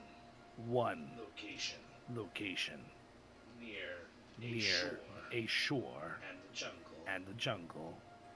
It's the old Port Castiglia, which the Bones was working on possibility of travel to, if that is indeed where the others go. The Tepente would be near ocean, water, and shore. The Tepente is also the one that would need to be near people. Yes, so that is the only place, but at the same time, we don't know how many people will be there. But locations that Alina has shown us on the map, those are several different villages of people, and there's far more access in that range to shoreline, both of a lake and of the actual ocean. Also, question, you said you saw Ciela? Yes, in a vision caused by the magic sphere, the magic globe. And so, sorry, you can get visions from your magic sphere. Yes, sometimes. How does it work, please? It's just scrying. Has Alina ever heard of scrying? Roll an Arcana check. I'm very eager to find out the source of that. It sounds like magic jargon. It's always jargon. All right. Okay. So what's a scrying? It's a way of looking upon a thing from a great distance away. It helps if you are very familiar with it, but... Okay. So, a thing or a person? Yes. I think Alina's gonna blue screen for a hot second.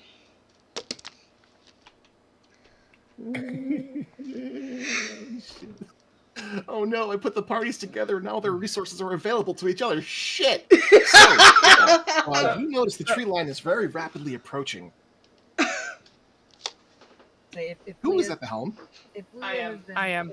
During this conversation, Leah will mention that, well, if Grab stabs further south, that means that Ciela and therefore a ancient magical prison is less south than New Haven, which is kinda daunting.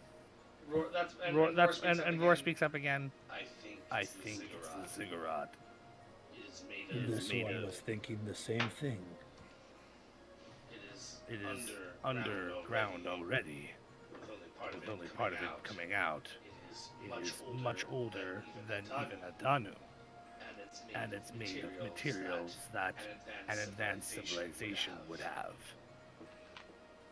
And, well, knowing that this place is apparently rife with plain lead-through, it's possible the ziggurat was deliberately built on top of such a place where umbral iron could be found. Are these ones willing to explore the ziggurat? Definitely, of course. Can you do the scrying thing to find the person? Yes, sort of. It can show a person, but the details around the person is murky. For example, this one knows the Ciela is in a cage, but not where the cage is. And can you do this today? With the magic globe, no. Only once per day. Would you do this for me tomorrow? This one would be happy to show the Alina.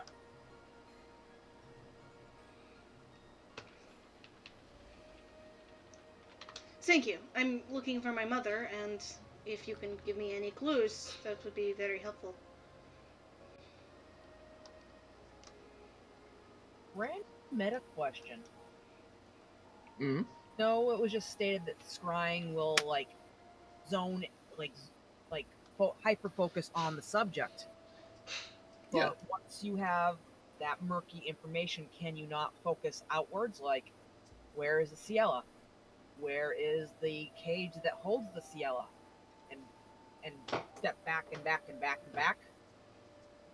Technically speaking, if you had enough uses of scrying, if you were to scry on the bars, that might be doable. If you were to scry on a floor tile that you had seen, yeah, you could slowly make your way back further and further away from it. It would take you a lot of time.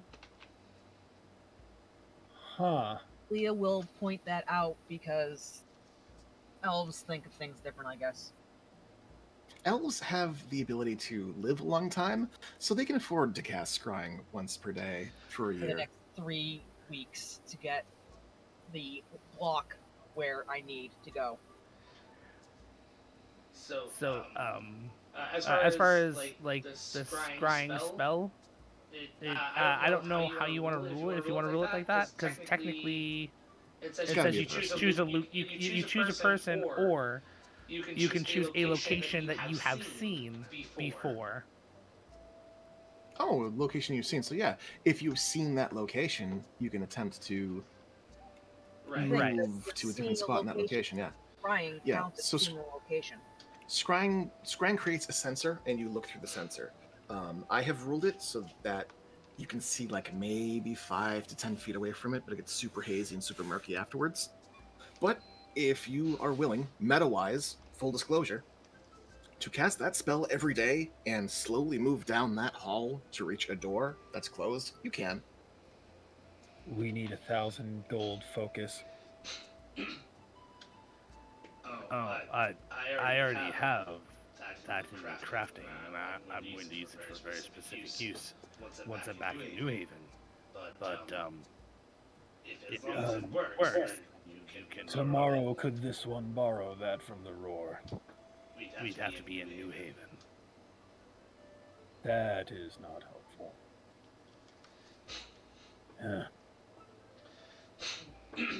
Okay, so. Okay, meta question number 2. Is Here we go. Edith's cauldron the same kind of cauldron that Klinkle has? You have not seen the question. It is similar. Vanya hasn't spent much time with it. Because it might have something similar to Klinkle's cauldron that says, "Oh hey, this can be used for certain spells." I am happy to let you guys speculate until someone casts Identify. So, Roar, you see the tree line coming, and you switch into air form to begin making the boat fly. The air pushes against the bottom of the ship, and you guys begin to lift up and over the tree line. Was that the plan? No. I'm actually going to slow it down to a stop about 20 feet from the tree line, and I'm going to look back at everyone, and I'm going to single out looking at Vanya, Karn, Leah. I'll say, Do any of you have the ability to cast breathe water? Oh, this one does know that one this day. You do know it today? Yes, this one knew these ones were going to be traveling along with the water and thought it might be useful. Good. Then I don't have to rest first. All right, everyone. This was nice and slow. It goes much faster. Please hold on. What? And then I'll at the helm, I'll just touch the clasp and turn it, and the boat just starts to levitate up, and I will ease it to hovering over the water, and Hoverboat, hoverboat, hoverboat. yep, and then I'll say, this goes much faster. And then I'll just punch it so it's going its full 40 miles per hour and tear down the fucking river. Yeah. Oh my god. You start kicking up water behind you. You start sending quippers, the little bitey fish, into the air. You catch sight of a catfish get displaced out of the water as you just create this huge wake in front and behind of the ship. The air pushes down against the water and just creates this wave that racks against both banks of the riverbed. And you guys cut through the woods. A couple of low-hanging like vines and shit get threateningly close to people's heads. But Roar, you are definitely navigating as you push this boat's speed to its limits. All the while, there's a dull roar of wind at your backs. Edith holds on to her seat. Bolgup kind of holds on to the rail. Gallium continues to clap with the music that isn't there. He's just delighted, having a wonderful time. Vanya, you've never been on a boat before. Not a boat like this. Give me a dexterity saving throw as you try to hold on to your footing. I've never been on a flying boat, but I've certainly been on a boat before. I had to take one to the call. Dexterity save, you said? Dexterity save. Oh boy. Hey! You managed to... It's a cat. You managed to hold your footing as you brace yourself up against... Who's big and strong? You brace yourself up against Alina, and hold on as the boat shakes, rocks, twists, turns, and blasts through the water. As you guys make your way down the river Soshenstar, toward the buried ziggurat, toward the river ruins, and toward a number of areas of interest that you guys are interested in. You carry on moving at this pace for hours, really, as the sun gets higher and higher in the sky, and the air gets warmer. You guys don't really seem to notice as the wind is kind of just befitting it. If there's anything anyone wants to do during this travel time, let me know if you guys have downtime activities.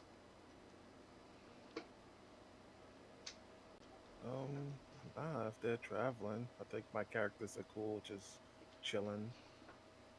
Chilling, maxing, relaxing, all cool. All right, so we're gonna pull away. Vanya's probably going to spend the time with Edith, getting familiar with the cauldron, the book, and maybe seeing if she can start copying a spell. Okay, which part are you tackling first? I think she would want to get familiar with the book in the cauldron first.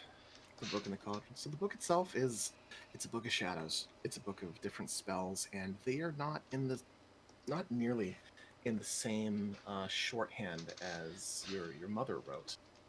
Hold on. The language is much different. It's almost poetic. It's almost like a storybook. It's like a book of almost proverbs, of cautionary tales. And as you read through them, there's this kind of twisting feeling in your gut as you go through like what is essentially like a Hansel and Gretel story. There's something more to the words as you read through it, some kind of magic laced into the rhymes and the imagery and the mistyping.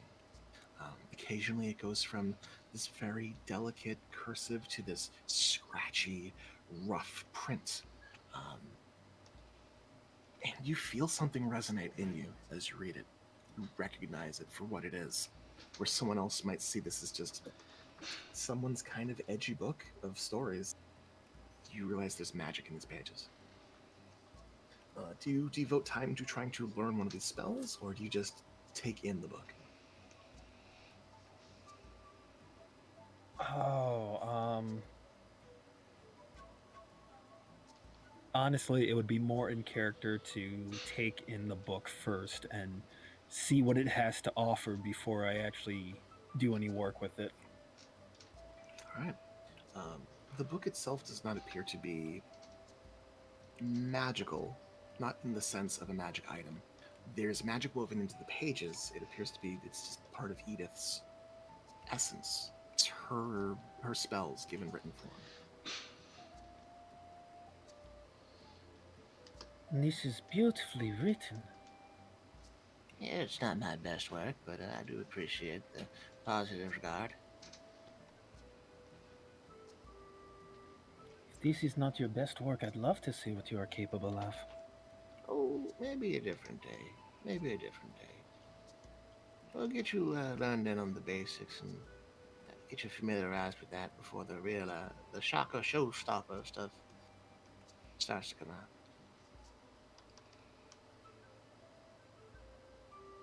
I would really like that. I think I'd like that too. You'll find if you find others of our kind out there, their books. They may not be written like this. They might be a book of naughty limericks. They might be, hell, they might just be a number of prayers to demons. You never know. They all approach it differently. You take the natural inherent magic that is them and give it meaning.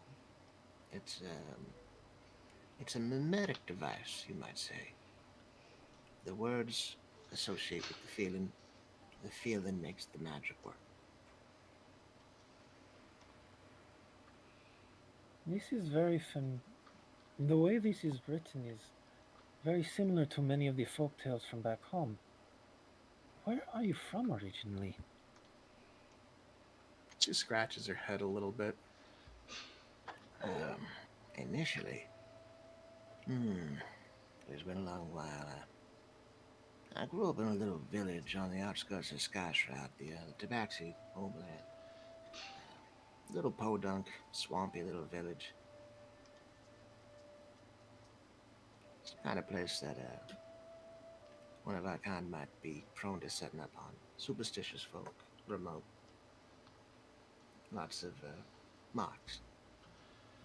I've wandered a bit. Truly, I would say that I am from Renoa. Most of my time was spent there back when I was a person. You are still a person. I do appreciate the positive regard.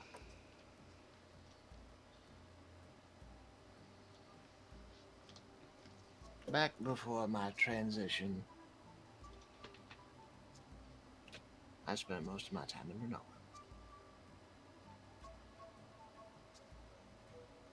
I nod a bit and go back to studying the book. And she watches you. She points things out. Makes note of which story is ascribed to which spell.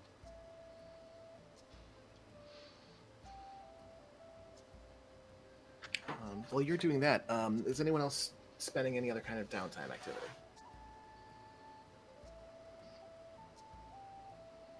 No, and Banjay is marveling in his ridiculous boat. It's a ridiculous boat. It's a wonderfully ridiculous boat. And there's no reason for Biff to do much more than hang out and rest. All right.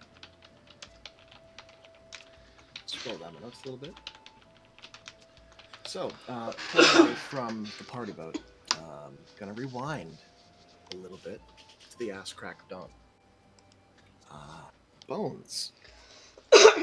Yes. You have a mission. You have a mission to set out on, and there's a lot of people going to be out and about. It's a good idea to get out of town as quickly as possible. Before the traffic, yeah. Before the traffic. When you wake up, you discover that Crosp is up. He's awake. He's putting his gear together. He is prepared to travel.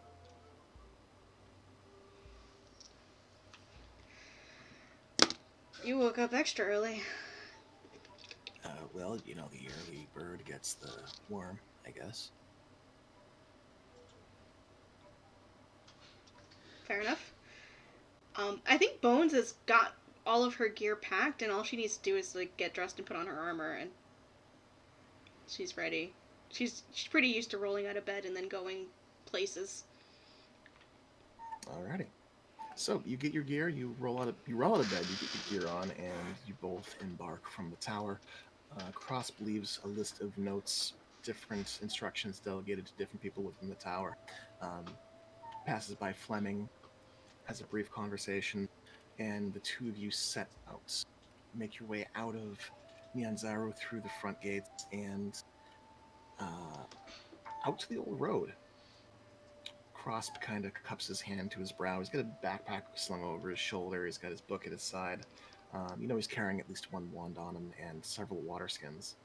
He looks prepared for travel, maybe a little over-prepared. And he just looks out, hand cupped to his brow. So, Anavasia. It's a couple days out, yeah? Yeah, it'd be faster if we took a boat to Zolrus's Landing and head from there, but I've had quite enough of boats for a lifetime and a half, so... Fair enough. Roads it is. Roads it is.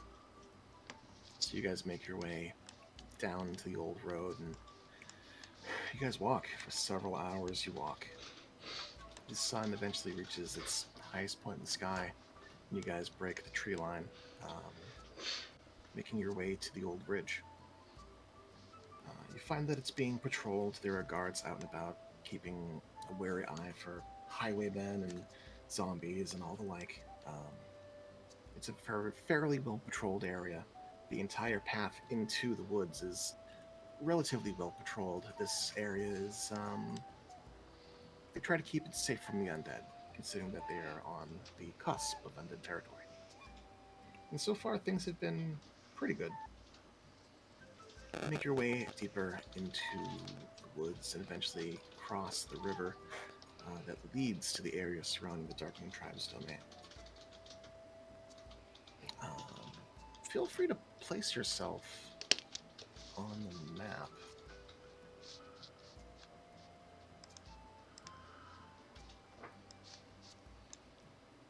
I put my token out, but I'm not quite sure exactly where we are, actually. There. That makes sense. Right. So by, say, about 3 p.m., let's see. 1, 2...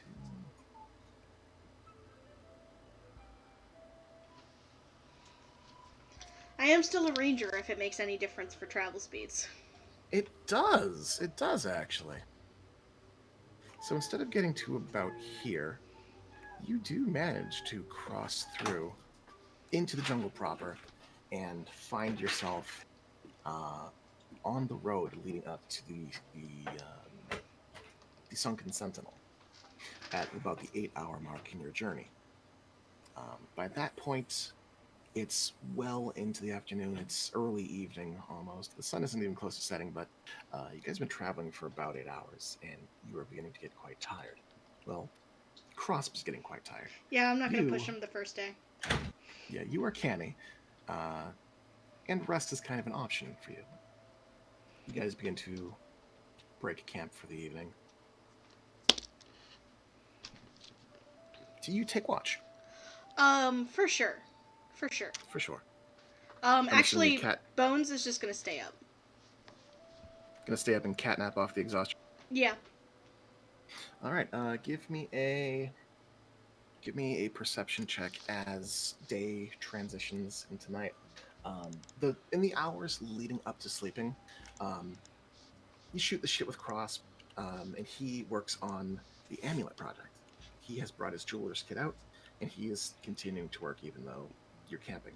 A tent has been set up, complete with a mosquito net, and much to your chagrin, he has lit an incense cube. Lovely. Bones is gonna sit upwind of that. I don't want sturges in my ass. I'm sorry. It's fine. I understand. Yeah. No. It just makes me sneeze so bad.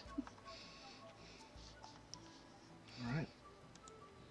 Okay. So he eventually conks out for the night, making some progress on his project. And as you keep watch, just roll me a perception check for the evening.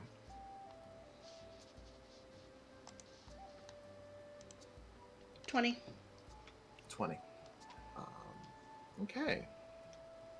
With a 20.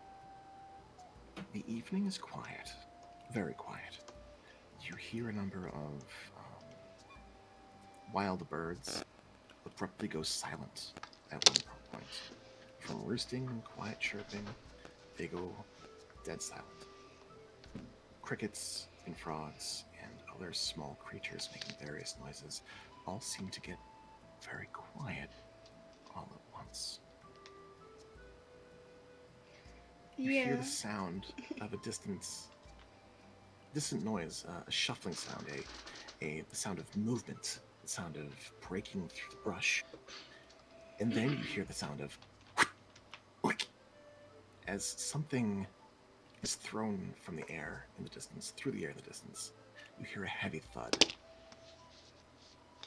About 60 or so paces away from your camp.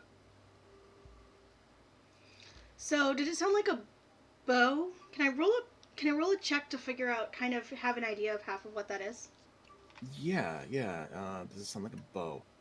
Or really, can I place the sound? Is what I'm You can really place asking. The sound. It sounds heavier, more like a spear. Cool.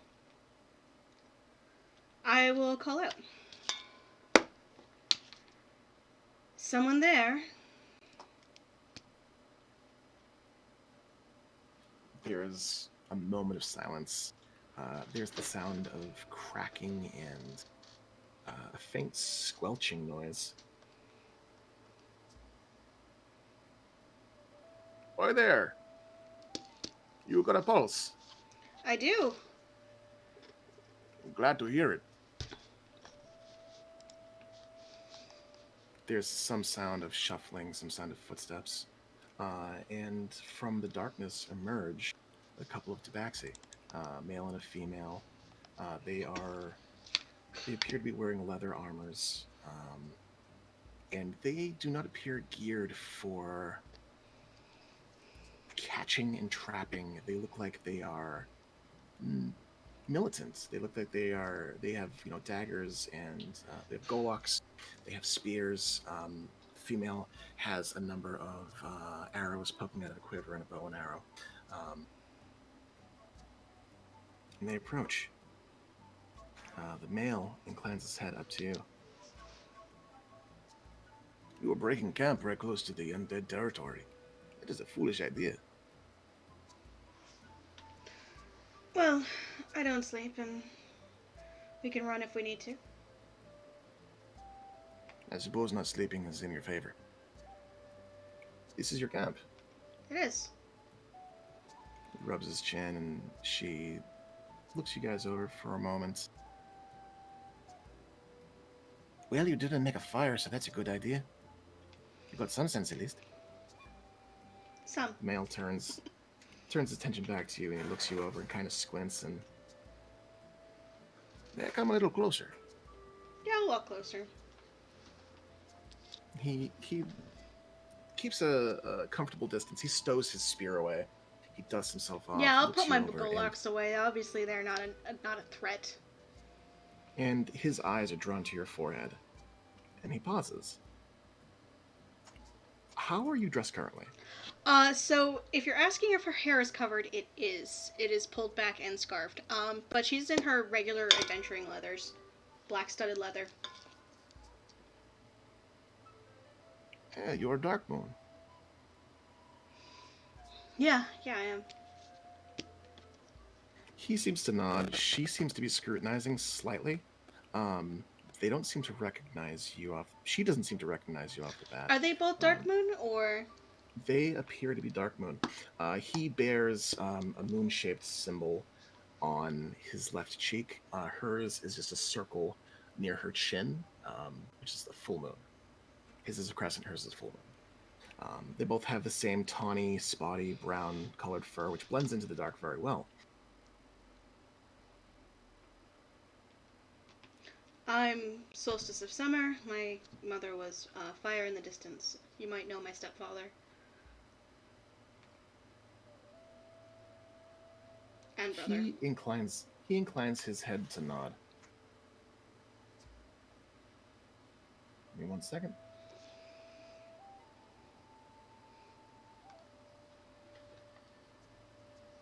You are Trails Kid. I do remember you. There was a while back you had joined us one of our hunts. It is good to see you are well.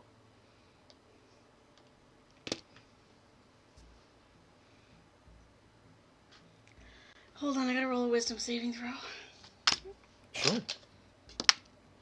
Yeah, she, like, grimaces a little bit at being called Trails Kid, but does nod at that.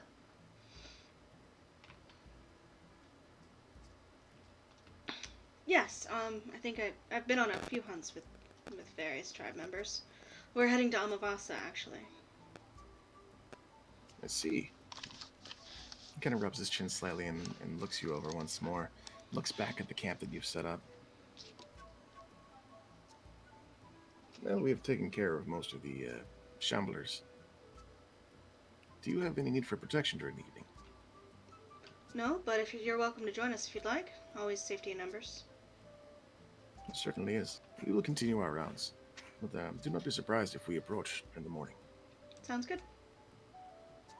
Well met. You seen you around, Summer. Just give a nod, and I'll go back to where I was sitting. He nods and he turns away. You see that he's brushing blood off of dried black blood off of the edge of his spear as the woman beside him follows him to tow.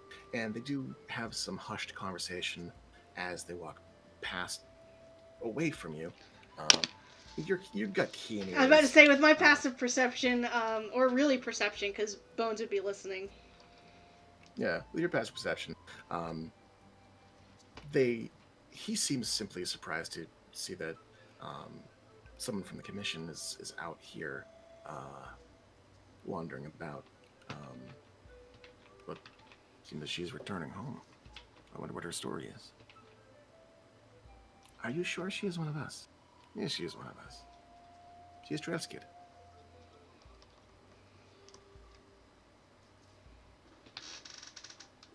They just chitter and chatter as they make their way back into the woods.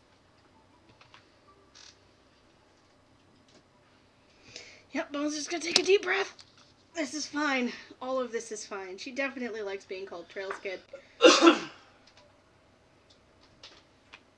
rest of the evening goes on without event, without interruption. You wake at first dawn, starting to feel the beginnings of exhaustion set into your bones. Crosp is still very well and truly asleep.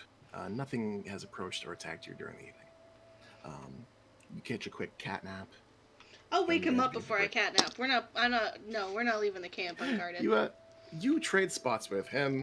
He takes watch. Oh, you break camp. By the way, we might get guests. Oh, kind of with the pulses, I hope. Yeah, Tabaxi. Oh, okay, cool. Is there anything I should not do? You'll be fine. Okay. All right. Yeah, got it. Cool. You catch a cat nap. Yep. You guys break camp. Your two companions, ? Catch up to you as you finish packing things up and have some light rations.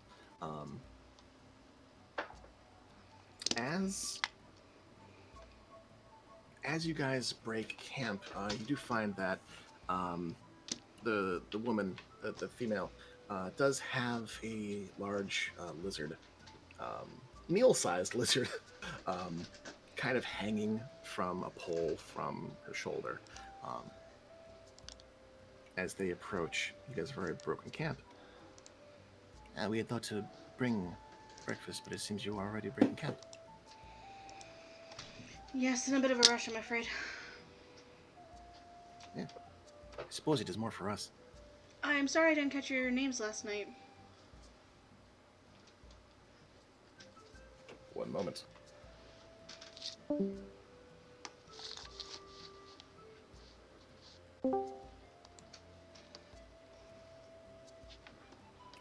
She glances askance of you, and he kind of grins. I am called Bite Marks. She is called Afternoon Nap. She glares at him. Insight check. It is Nap. It is Nap. You may call me Nap. Nap. Are you sure? Yeah, you can roll. You can roll insight. No, she corrected to Nap. That's fine. I just want to make sure he wasn't fucking with me. No, he's not fucking with you.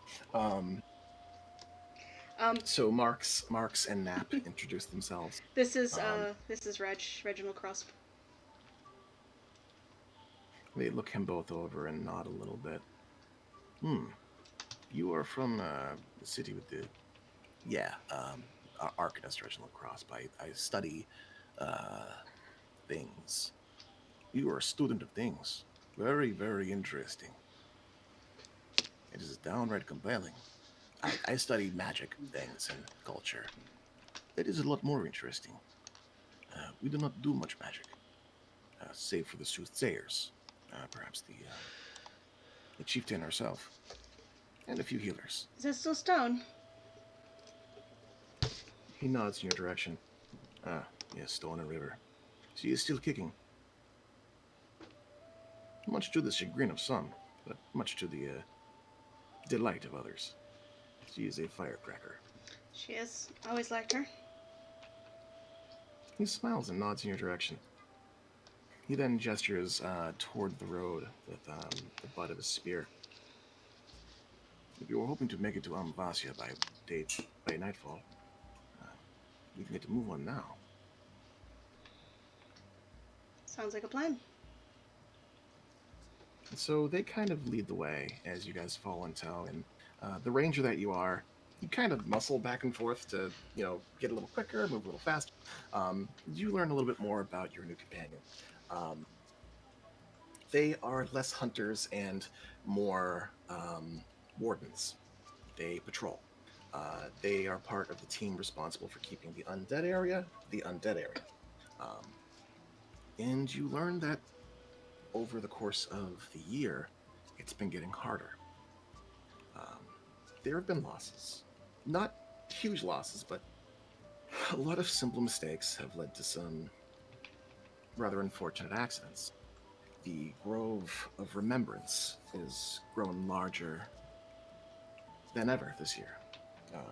At the mention of that, you recall the Grove of Remembrance is it's essentially the outskirts of Amavasia.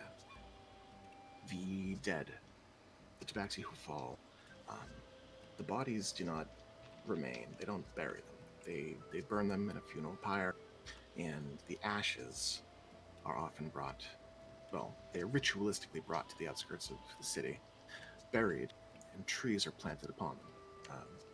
Every person who has passed has a tree. Yep. You would know that Fire in the distance would have had her own tree. Of course. Of course. But aside from that, they shoot the shit a little bit. Harvest is plentiful. The burrow worms are very healthy this year. There's been an influx of war wasps, which has always been a pain in the ass. And you kind of fall back in line to some familiar isms that you remember from your time in the tribe. You guys travel from roughly 8 a.m. to about 5 p.m. And enter into the outskirts of Amavasia and into the city proper. Crosp has asked a number of questions, mostly about what life is like in a city made of stone. Is it cold living in stone houses? What's it like, with all the people, the different folk? And there does seem to be a legitimate cultural exchange happening, and a little bit of ball busting, as he is not the most physical person. Yeah, I will make sure that does not get too far. It doesn't. Marx seems to give and to take, and Crosp does share some cutting words, not too rudely, but by the time you guys are finished traveling, there does seem to be a little bit of a rapport between the two. They do not seem to have clocked that you two are mates, though.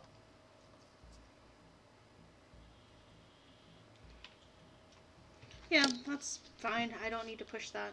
All right. Let me see here. Bones is not here to get anyone's approval for her marriage. Or non-marriage. She doesn't give a fuck Marriage, about that. not marriage. Where is my scene setter?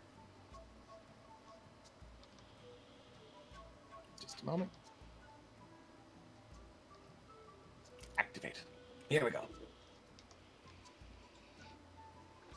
So, as you enter into the outskirts of the city, the first thing that you notice is that the trees grow thicker and thicker and thicker.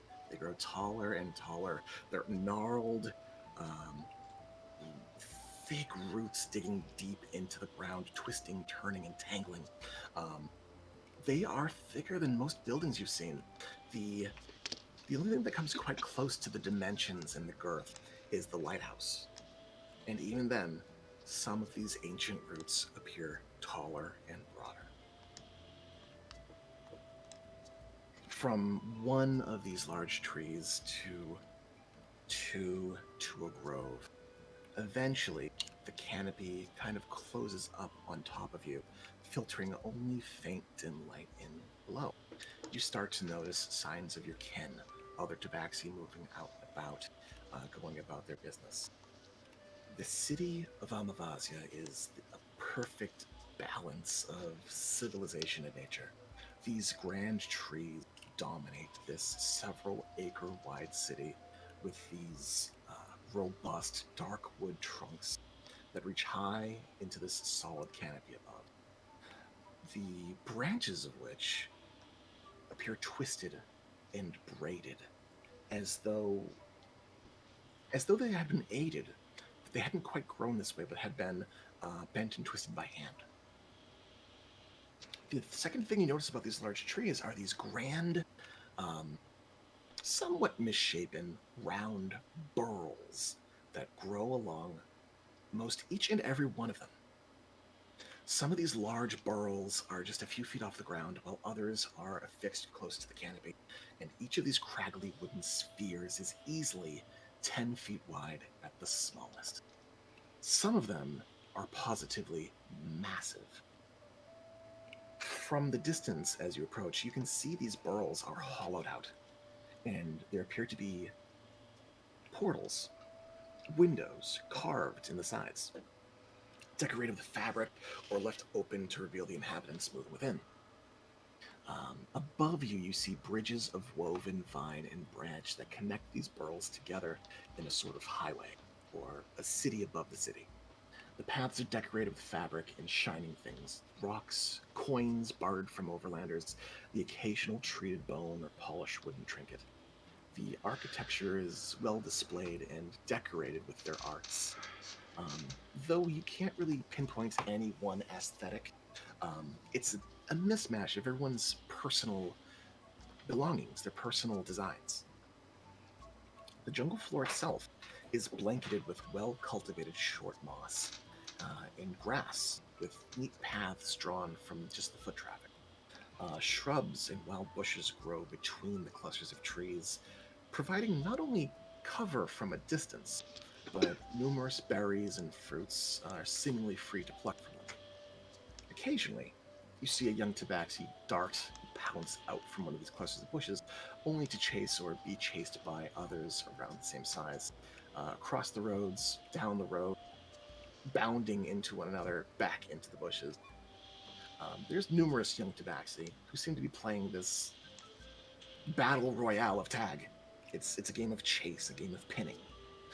While older adults walk along the paths. Some are carrying jugs of water, others bundles of wood or fruit or fresh game. You see that Amavasia is very much a living city, and its population is very mobile. As you enter the city, you discover that you remember that the jungle floor is relegated mostly to areas of business and trade. There are huts further into the city and burrows dedicated to craftsmen and artists honing their skills and trading. There are people processing game, skinning, bleeding, preparing meats, cooking things. You even catch the scent of burning coals and hear the sound of distant banging of iron, suggesting that somewhere there are smiths and or potters. Um, Marks and Knapp lead you further into the heart of the city, and you see a crystal clear river, 40 feet wide, just moving at a very slow pace. Um, that kind of cuts through the center of town. Numerous bridges stretch across the length of the river. It's not a very deep river, but you know it's deep enough. Um, and across from the bridges on the other bank, there stands a grand and weathered tree. Its dark wood is scarred along the left side of its trunk as though it had been struck by lightning and suffered the burns. Several large burls conglomerate together into a large and intricate mass with several carved window holes. The exterior is decorated with carvings and paints, golds, reds, greens, weathered in places and fresh in others. You can tell this is a place of importance and is upkept often. This is a place where the colony's matriarch, Stony River, resides, though it's more of a gathering spot than her personal abode. There appear to be people gathered around, moving about, going in and out of the large burrow, the gathering hut.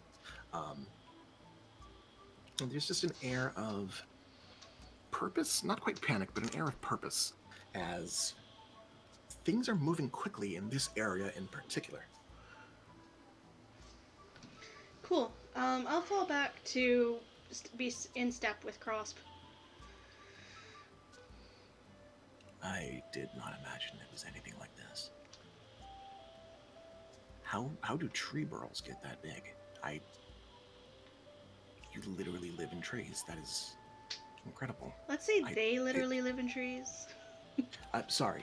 You're I know, Rich. the Dark Moon tribe. Yes.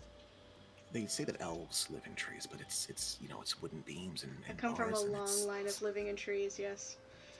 Yeah, Maybe that's why I like rooftops so much.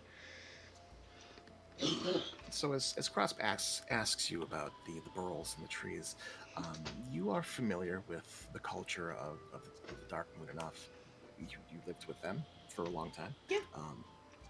They have an almost symbiotic relationship with a small insect called a burrow worm. It's almost like a cicada.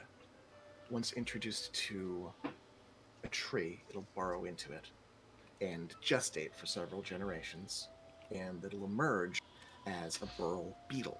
And you notice a couple of them are hanging around.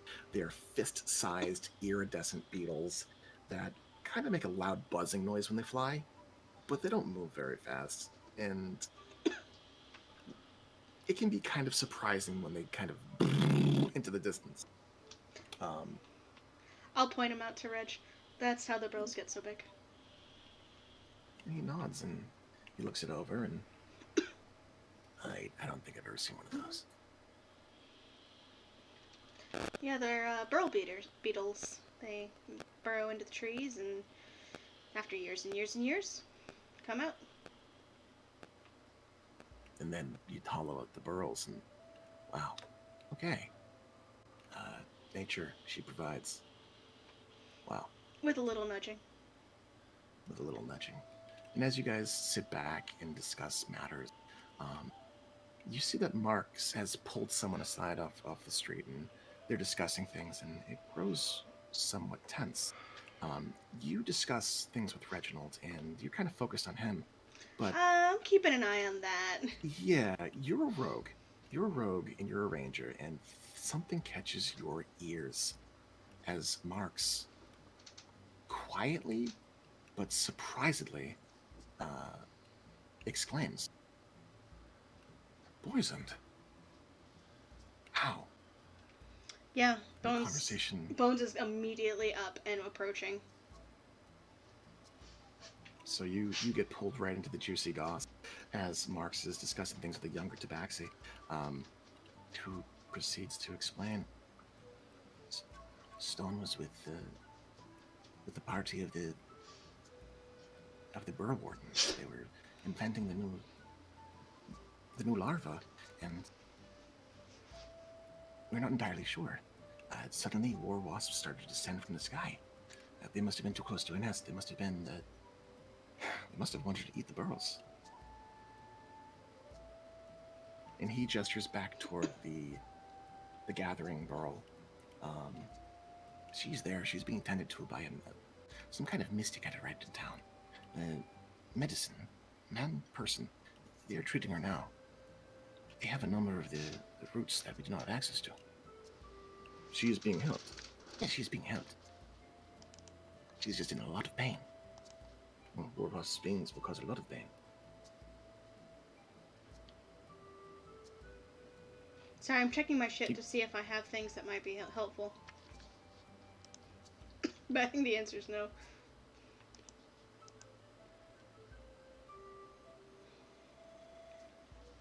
So she's ill.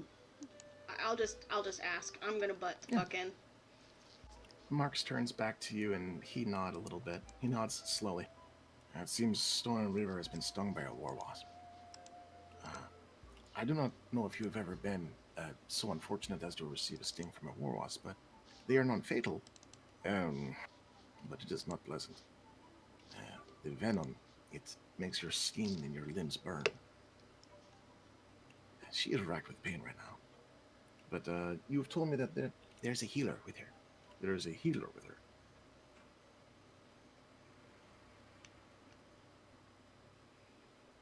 Alright.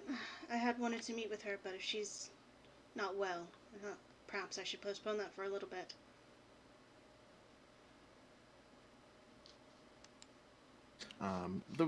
The man that he pulled up the street seems to just shrug their shoulders slightly. There are a lot of people paying their regards to her. She's quite old. I'm hoping that she takes well to the medicine. Because if not, I mean... Yeah. So I think you were pay my regards then. So, as you decide to check out what exactly is going on with Stone and Water. I'm not leaving Crosp though. Like he's either coming with or he's we're finding a babysitter. You find a babysitter for Crosp? No. You take Crosp with you to the bridge, and you make your way toward the gathering hut. We're gonna pull away from Bones and her pilgrimage, and move back to the party bus.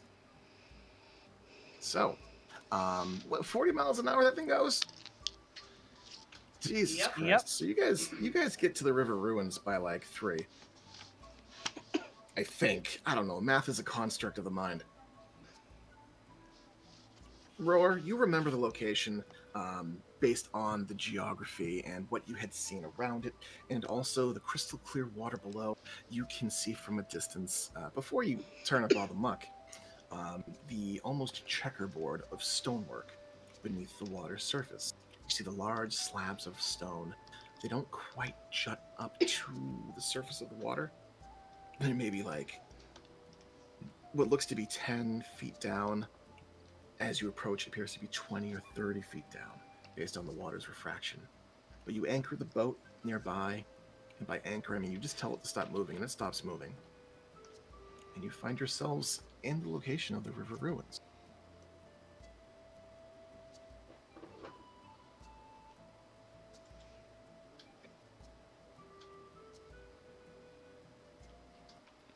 So let's see. Before we, I'm pretty sure we're not going to be able to do river ruins tonight, but just in case, I will pop my portable hole open and poke my head in. Adanu, do you need to breathe? Do I need to breathe? I think he said a reprieve. A reprieve? No. Thank you. Oh, never mind. Do I need to breathe? I could use a reprieve from this uncertainty. No, I don't believe I need to breathe. In fact, no, I do not need to breathe or eat. I enjoy trancing, though. I do that often. The revelry calls to me. It's not escapism. Then I need you to know because we're about to go underwater, and the whole has to come with me. For safety's sake, I don't know how far up the stream the grung come, and it's just safer. So But I look down and around, trying to find Stratus. Stratus found their way into one of the little honeycomb sleeping spots, and they are napping. They flick in the air and look in your direction. Stratus, hello. Yes, hello. I'm awake. Do you need to breathe? That is a deeply intimate and personal question. No. It's about to be the no air in the air, so it's important that I don't kill you. I'd appreciate the... I think Vanya would be very upset. Yes, Vanya would be quite upset. No, I do not. Okay. You may not hear us for a while. And the air is going to get a little stagnant. But since you both don't need to breathe, just continue to wait. Is there a way out in case you don't open it up again? Yes. I point to the general area. If you are strong enough, you can push it back open and crawl out. The downside is we plan on going into a submerged temple. So your ability to see or get out of the submerged temple will be I don't know. Right, tell you what, he gets out of the honeycomb, hops down, glances in your direction. I think you will take my chances outside to the back of Howden. That portable hole, whatever it is. Understandable. I just wanted to make sure. Appreciate it. And he just sort of bounds out of the portable hole, leaving you and Adanu inside. Adanu, you mentioned trancing. Were you able to prepare the spell, or do you need more time? Another hour or so. Okay. Then I will see if we can wait a little bit longer, just in case. Well, don't delay on my account. I mean, if we find something in the ruins. Yes, I see. I shall strive to complete my trance then. Yes. I know that you, when you used the globe, the description that we gave, Calumet was in a kneeling posture, clearly no longer undead, in a dark area that had water dripping. This is possibly the one thing that we expected to be, based off of context clues from things we have found on the river so far. So you believe she will be here? I believe, but I could be wrong. Very well. I shall hurry up then. All right. I will leave you to that. Yes, thank you. You mentioned supplies to cast the spell? Yes, I have them. Very well. I will make use of them at once. As soon as I can recall the correct preparation methods.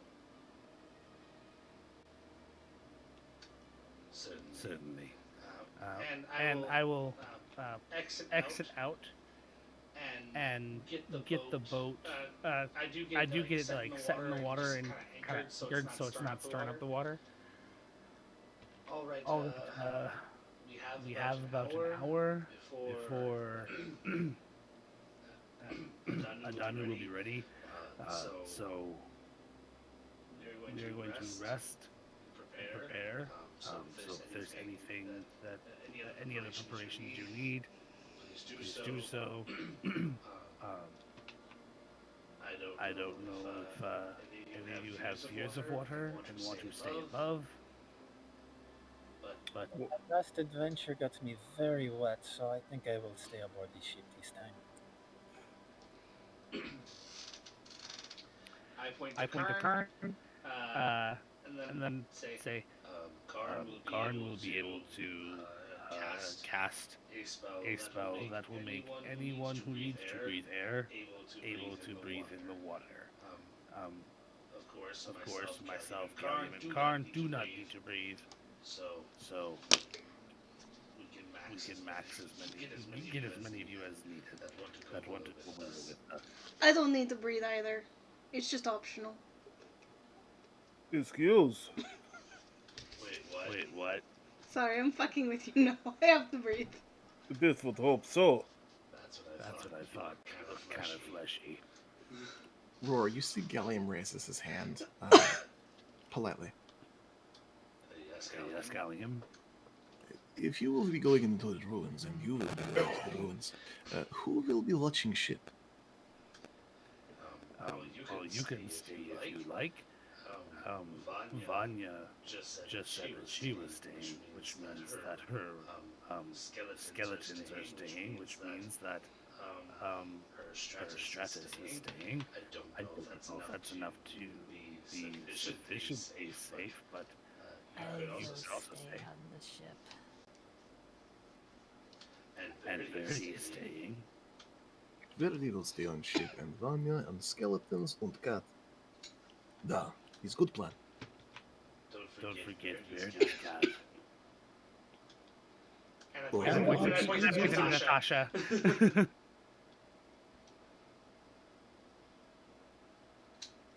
Natasha will be staying.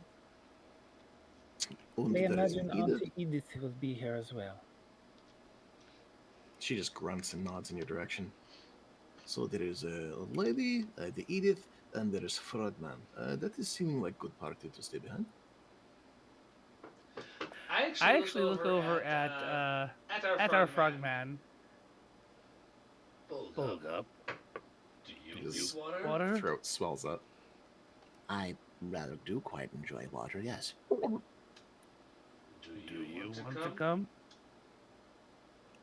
He kind of raises his brows a little bit and glances in the water and glances back at you.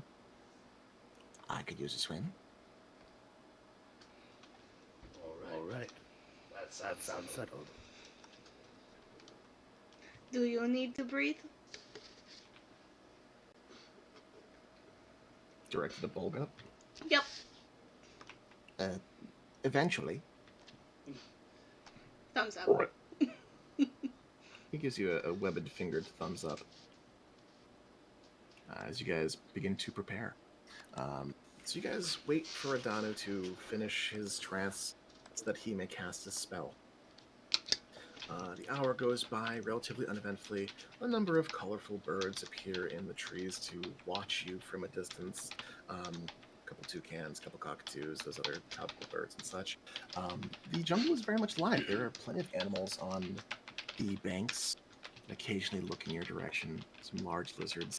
The occasional fox darts out of the brush into the brush. It's a very active area. After such a time, Adanu takes the components that you give him, Roar, and he begins casting his find familiar spell. And eventually summons a leathery winged bat from the aether. The bat perches on his shoulders, and after a few moments, he flexes his magical abilities, and the bat's eyes turn a milky white. He begins to look around.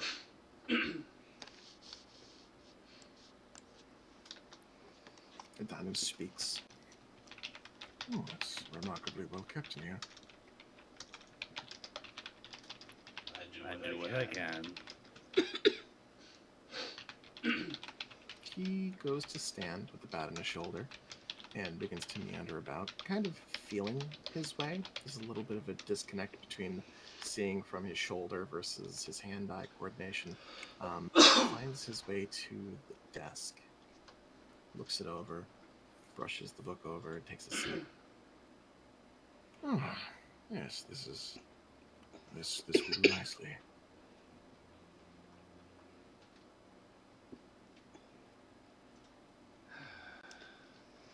So, you will be closing the portable hold, bringing it with you, and if there's anything within you want me to see, you'll bring me to it?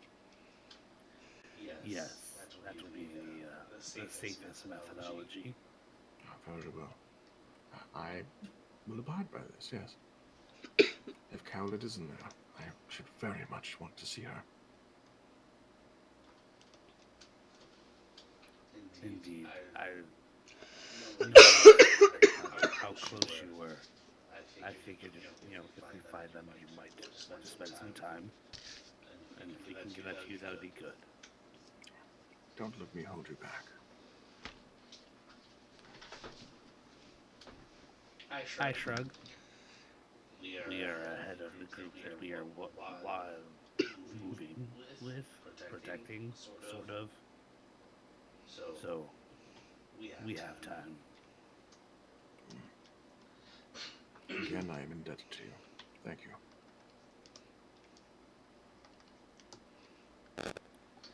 I nod, and then I will exit the room, and I will close it off, properly fold it, and this time not to leave the air hole open, because I don't want water pouring in. It's gonna ruin the wood. The wood's gonna warp. It's gonna get musty in there. Yeah, Black mold for sure. Yeah, no, it gets very well folded and tucked away in a spot that is more watertight in it, on his body. And he gets ready. Get black puddings. That's how you get black puddings. You want black puddings? Yeah, you pack it up watertight. You tuck it into your pocket to keep it nice and dry. You make your way back out onto the deck.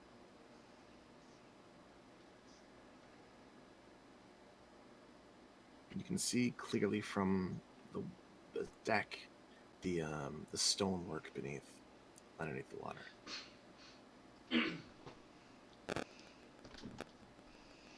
All right, is everyone that's going down ready to go? Hell yes.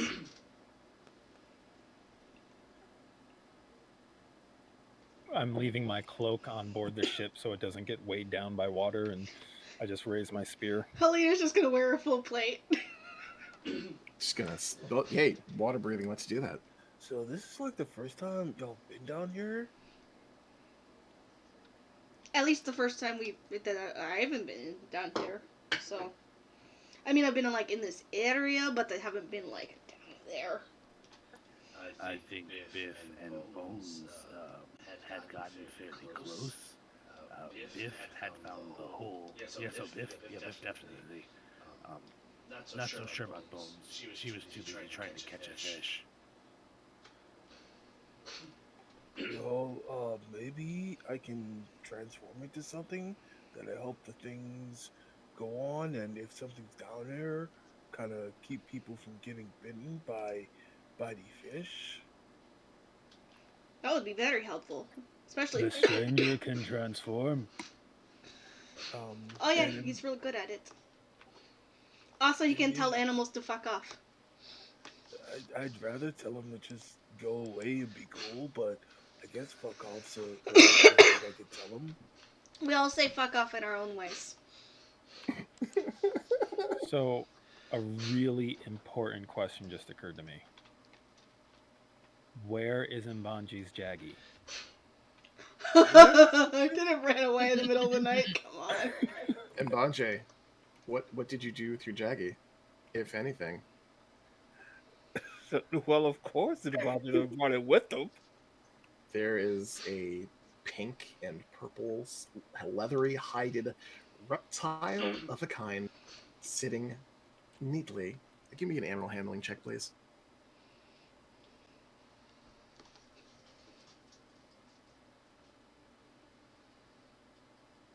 You are... Wait, you're a furbolg, so do that at advantage. There we go. Neatly sitting beside Mbanje, delighted in the sights and sounds. Panting slightly, they appear to be understimulated and are taking note of the creatures across the bank hungrily.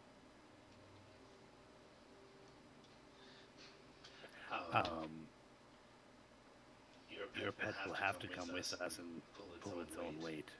It is not allowed outside of your control. Does Baja know by now if these things can swim well? They can swim well enough. They can swim enough to get to shore. They jaggy paddle. They jaggy paddle. They're probably not good underwater. No, they're not. They're not divers. They will tear fish out from shallow rivers and eat them, but they will not. They are not ducks.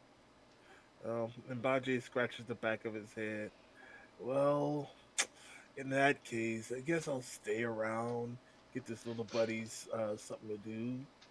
But I'll be up here if, in case y'all start to flail. I can definitely go down and pick you up. Okay, just don't let that jaggy out of your sight. Or I'll They are ecological disasters. Baji gives a big thumbs up. If it gets out of line, I will take care of it. Big thumbs up. Oh. You leave Buddy Holly alone. Camera slowly. Oh no, he. Oh no. Oh no, Buddy That was Holly. a mistake. All right, Buddy Holly. So Buddy Holly kind of glances between people, looking very pleased that they're being paid attention to. They don't know what's happening, but they're happy that people are looking at it.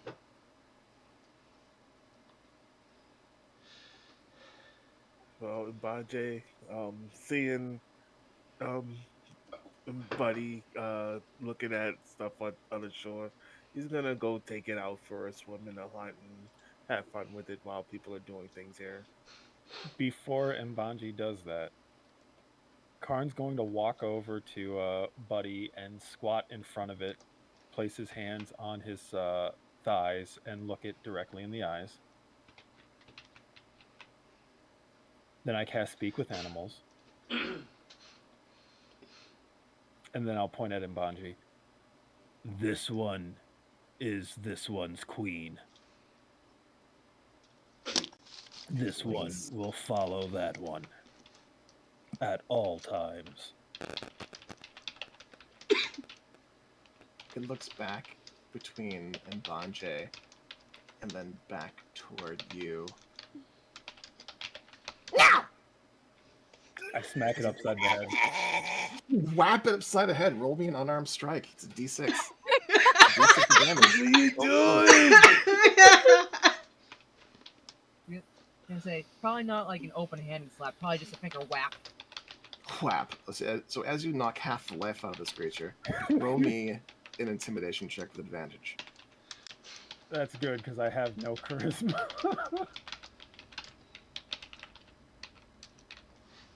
Okay, 14. Okay. As its eye begins to kind of puff out with the shiner, it looks at you, looks back to Mbanje. Okay. I hold a finger in front of his face. Behave, and these ones will protect. Okay. Ow. Does the Jaggy have dice it can use to like healing surge? Yeah, it's got one. It's got one that it can spend each day. Use it. He has advantage on it. All right. And actually, he gets a free one because sure. Is Leah gonna stick around for a half hour for to heal? Is Leah going into the dungeon? Let me see how far it is, or how far the thing is. I'll look over at Mbanje. Does the Mbanje have any rations? Kambaje's bent over, petting Buddy with a pouty face. Feed Mbanje. the buddy. Buddy is purring as you pet him. It's a gross little craggly, scraggly purr, like almost a growl. Okay, don't want you to hit me upside the head like that. This one is establishing dominance. Okay, The buddy sir. will treat the Mbanje as the buddy's queen.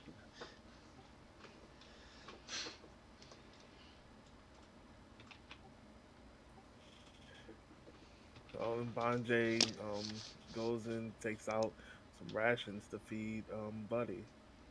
Alright, so you spend a little while feeding Buddy rations, and he's kind of like kicky, like he keeps kicking as you kind of hold him and try to get him to eat. And you get him to eat eventually. He only bites you a couple times. With Mbanje being the good cop, Karn will nod firmly and then withdraw to the others.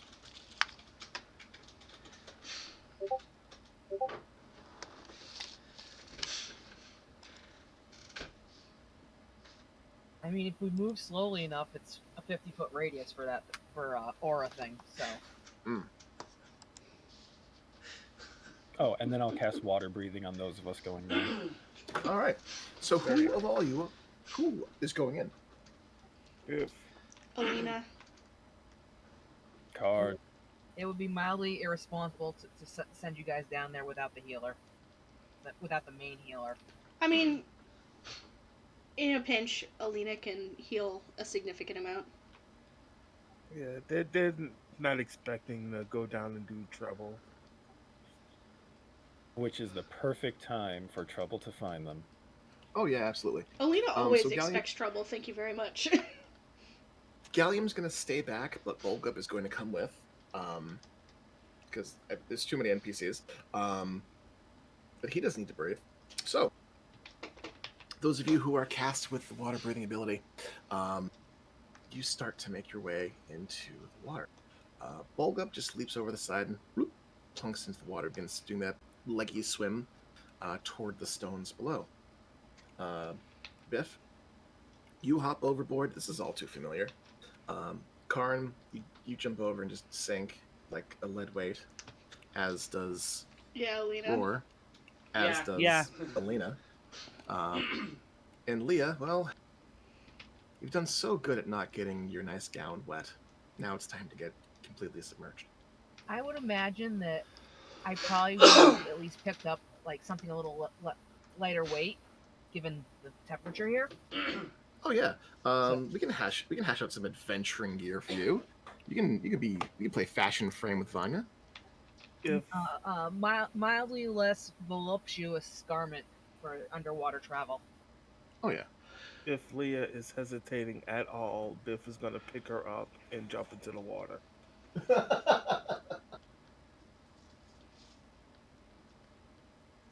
Biff is taking healer with him. Okay. And Vanya's going to go back to Edith to try and translate a spell. Hell yeah. All right. So, you guys descend into the water. Those of you who have ears, they begin to pop as the pressure builds up above you. Who among you has dark vision? Rather, who among you doesn't have dark vision? I gotta check. I did not prepare that spell. Cool. If we want to see things, I have the light cantrip. All right. Does that require a verbal component? You have water breathing. You can use verbal components. So, Leah, you produce light because the Warforged do not have. Roar does, but Biff doesn't, and Karn does not Alina have dark does. vision. Just Alina checked. does.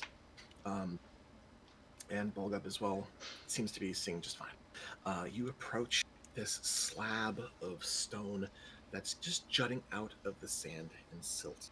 A long, rectangular set of blocks, 2 feet wide by maybe 7 feet long. At its very center, there looks as though a cube had been removed from the very top. In the interior, sand has started to kind of filter down into it, but the opening does seem to descend deeper and deeper into the water, into the dark.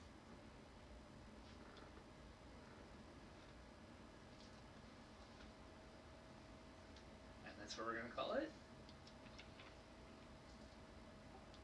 The opening is, like 2 by 3 feet wide. It's big enough for a single person to fit through at a time.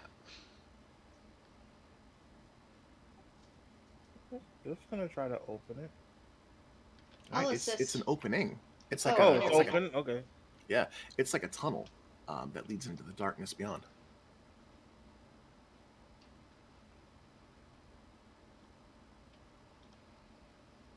So Biff, still gonna keep that initiative and go first? No, not without light. Alina's a strong swimmer. She'll swim up. All right, Alina, you squeeze your way into this hole, and your pauldrons kind of scrape against it a little bit. You adjust, you kick with your legs, and you wriggle forward, going deeper and deeper as the water pressure builds up above your head. And it goes down deep. Fortunately, you're not holding your breath, so the panic that kind of rests in the back of your mind never really builds. Eventually, you notice to your left and right, the stones open up wide.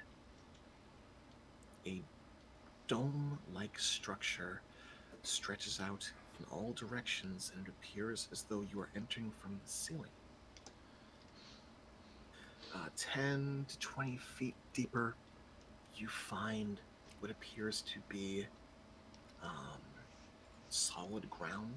It looks like tile in the darkness, with a combination of broken, ruined stone and lots of dirty, silty mud that covers the bottom. Your attention... Well, first, give me a perception check in the darkness. Vision, but that perception check is going to be at a disadvantage because of obscurity. Yeah. This is gonna go great, guys. 9. 9. It could be worse. You could roll a 1. Not that it matters. So, you find yourself in this murky water. It's kind of too dark to see really detailed bits. It's like the patterns of the stone are all kind of blending together, and you can't really discern what's close, what's far. And as you're swimming, the dirt's getting kicked up. It's a mess. Those of you who had watched Alina enter, it's been like a minute and a half with nothing from below. Alina has not come back. Radio silence. She would double back once she hit that ground, though. Okay, sure. You make your way back up. You kind of squeeze your way back up through the ceiling. Takes you a little bit to find the hole, but you get up through it. Eventually, you're face to face with Biff and the others.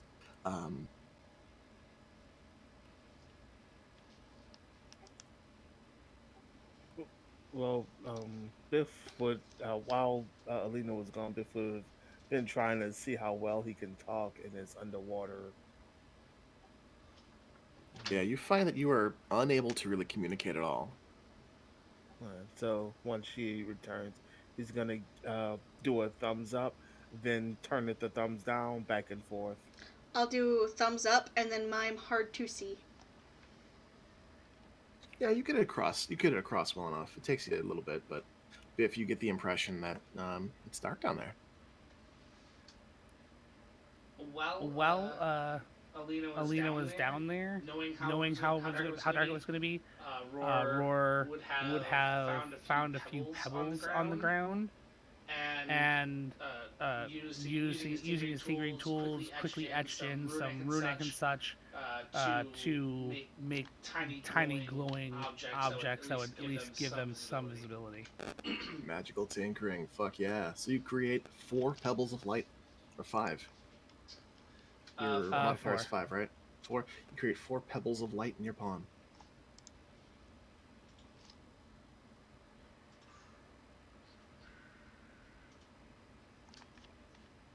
Yep. And then once everyone's up, I hand one to Biff. I'll hand one to Lena.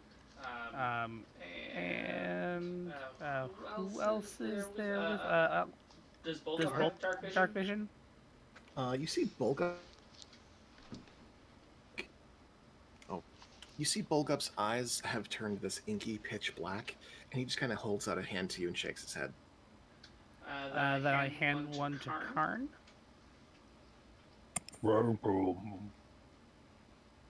Yes! He did the voice! Alright, armed with light, you have one new tool added to your repertoire. Alina informs you guys through pantomime that there's stuff down there. I will just carefully go just dive down. Alright, Rory, just tilt your posture and just let gravity take you as you down to the depths. Just like Alina, you see this corridor open up into this dome-like structure with a flat floor beneath, armed with your beads of light. You take some time down there and you begin to look around. Who's following Roar? Biff. Biff Yeah. follows suit afterwards. Karn, Alina, you guys all make your way down, following after Karn. Leah, I assume you're coming too. Leah has the light spell, I believe. I was waiting for a thing to cast light on, but pebbles happen instead. Yeah, there's plenty of things that you could cast it on. You could use like your necklace. You could use like a rock or something, or you can choose to cast light on one of the tiles down there as you follow the others down. Bulgup follows after you. See how long this lasts? Oh, an hour.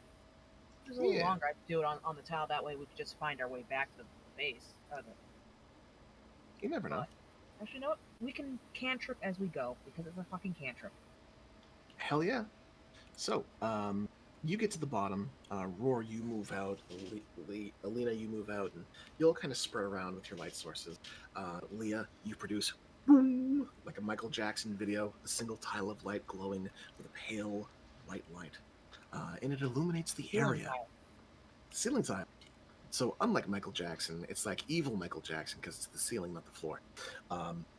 And with the light source above casting light down, you see a lot more.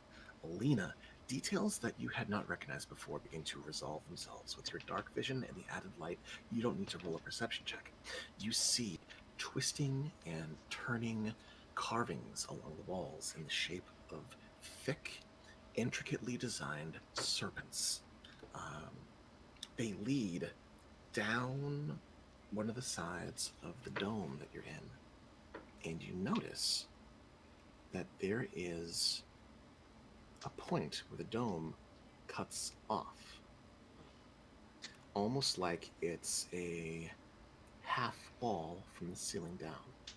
It appears there's space beyond that you could walk or swim through into a room or a passage beyond. I will motion people that way because that looks interesting. Can I roll a religion check on these snake things? Yeah, roll a religion check. That's a nat 20 for a 24. That's a nat 20. So, as a 20 paladin, right at the end of the night. As a paladin, as a bad paladin, you don't hit the books often, but when you do, certain things stick. You were grown up with the pantheon of the Celestial Seven and the New Gods, the more well-known worshipped pantheon of Mobius. But with so many friends in the port and being a part of Nyanzaru, you did take it upon yourself to study some of the older religions here, the head religions, the unique forms of worship on the island. And you are reminded of Moa, the snake god, the trickster god, that was worshipped on this island many, many years ago. Some people, some of the tribes folk, and some of the people in Nyanzaru still pay deference to this god, though it's not a popular one. The trickster gods have fallen out of favor as, at least in Nyanzaru, as the intermingling of cultures kind of, I don't want to say gentrified, but kind of gentrified.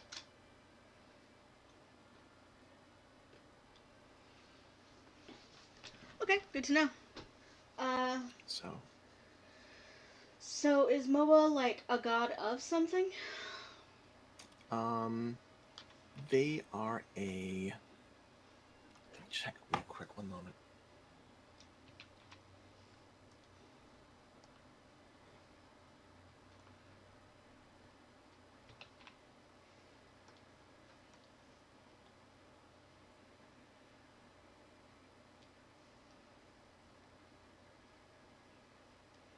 So, Moa. Moa was a lawful good trickster god. Her teachings were essentially what you'd expect from most paladins, that the law of the land is the law to follow, and folly to those who do not pay respect to the law. Her teachings follow sort of that theme.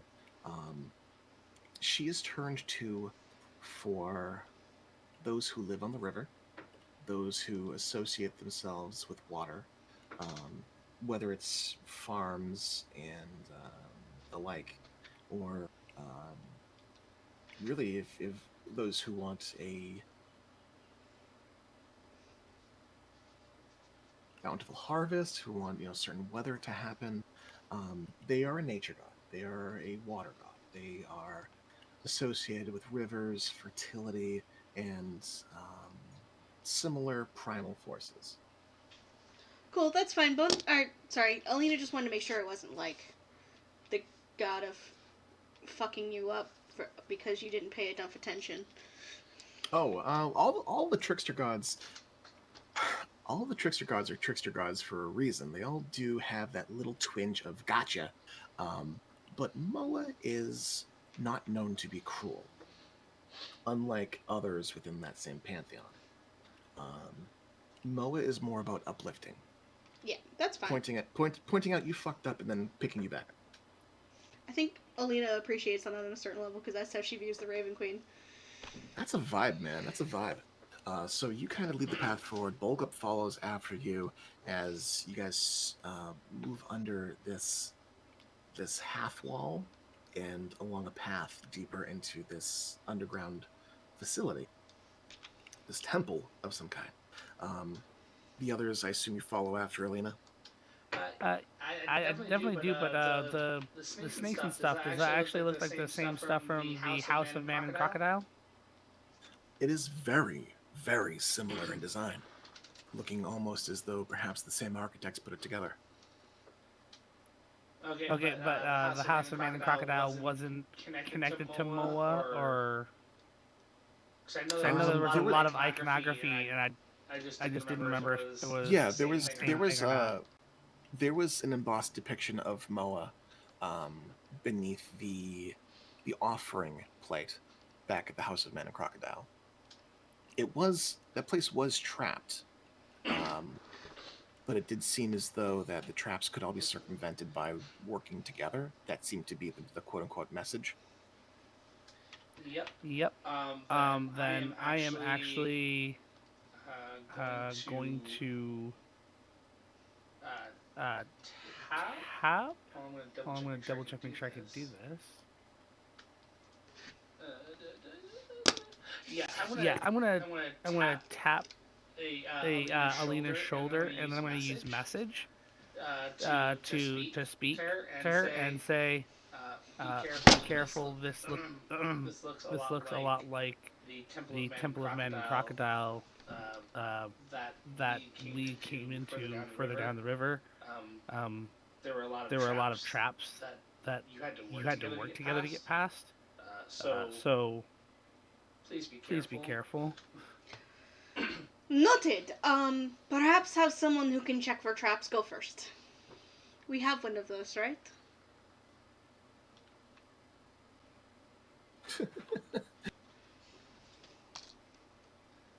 That's an ominous note. Roar, I think that's you. Artificers get thieves' tools training. Yeah, I do have thieves tools training. I'm not a wisdom-based character, so my perception is not that good. Oh, I thought it was int. Nope. Int is like history, arcana, investigation. For like, if I want to do an investigation trap check to clear a trap that I know is there, I'm your man. Biff has thieves tools proficiency and is really good and decent in wisdom. Yep. Yeah, I think you're training perception too. Yep. Metagaming Pigeon has the highest perception. Metagaming Pigeon cuckoo. So amongst yourselves, you figure out that Biff will be the sacrificial lamb to push forward to check out the area for traps. You give him a light source to mitigate his disadvantage in the dark. And Biff, you are suddenly in lead of this contingent. There is a low-hanging wall above you, flanked on either side by large snake-like carvings. As you duck beneath what looks to be a ceiling, a wall, maybe a foot or so above your head. You travel several feet into the dark, and you see before you in the distance a set of stairs going upward.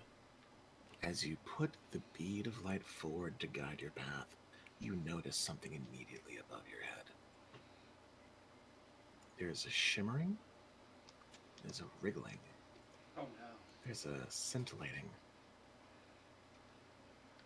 You lift your hand, well, actually, do you lift your hand up to check it out?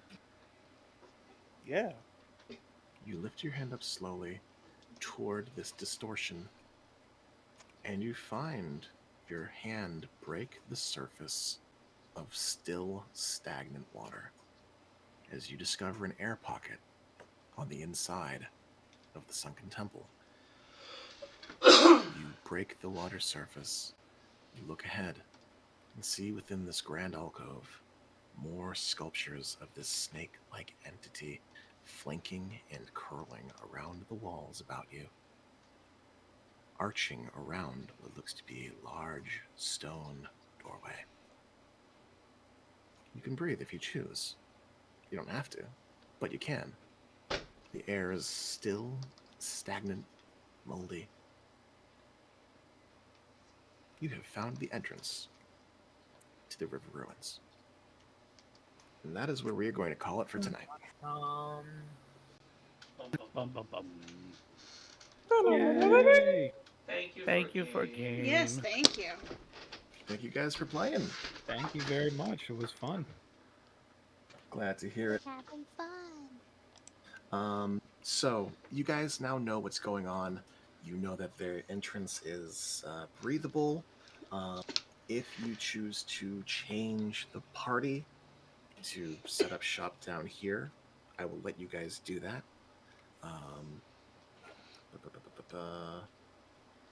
In case you want to change the party around, because dungeon diving without one of the players is going to suck. Worst case scenario, I just hand both up over to Cece, though. That might be fun. So, hit me up at IMs if you guys got feedback. I am more than happy to talk shop about game, and I will probably be probing you for ideas or something later on before next game. You only say that because I did a halfway decent impression of him yesterday. I thought it was really cute, okay? Sorry. Not sorry. So, thanks again. I'll catch you guys later.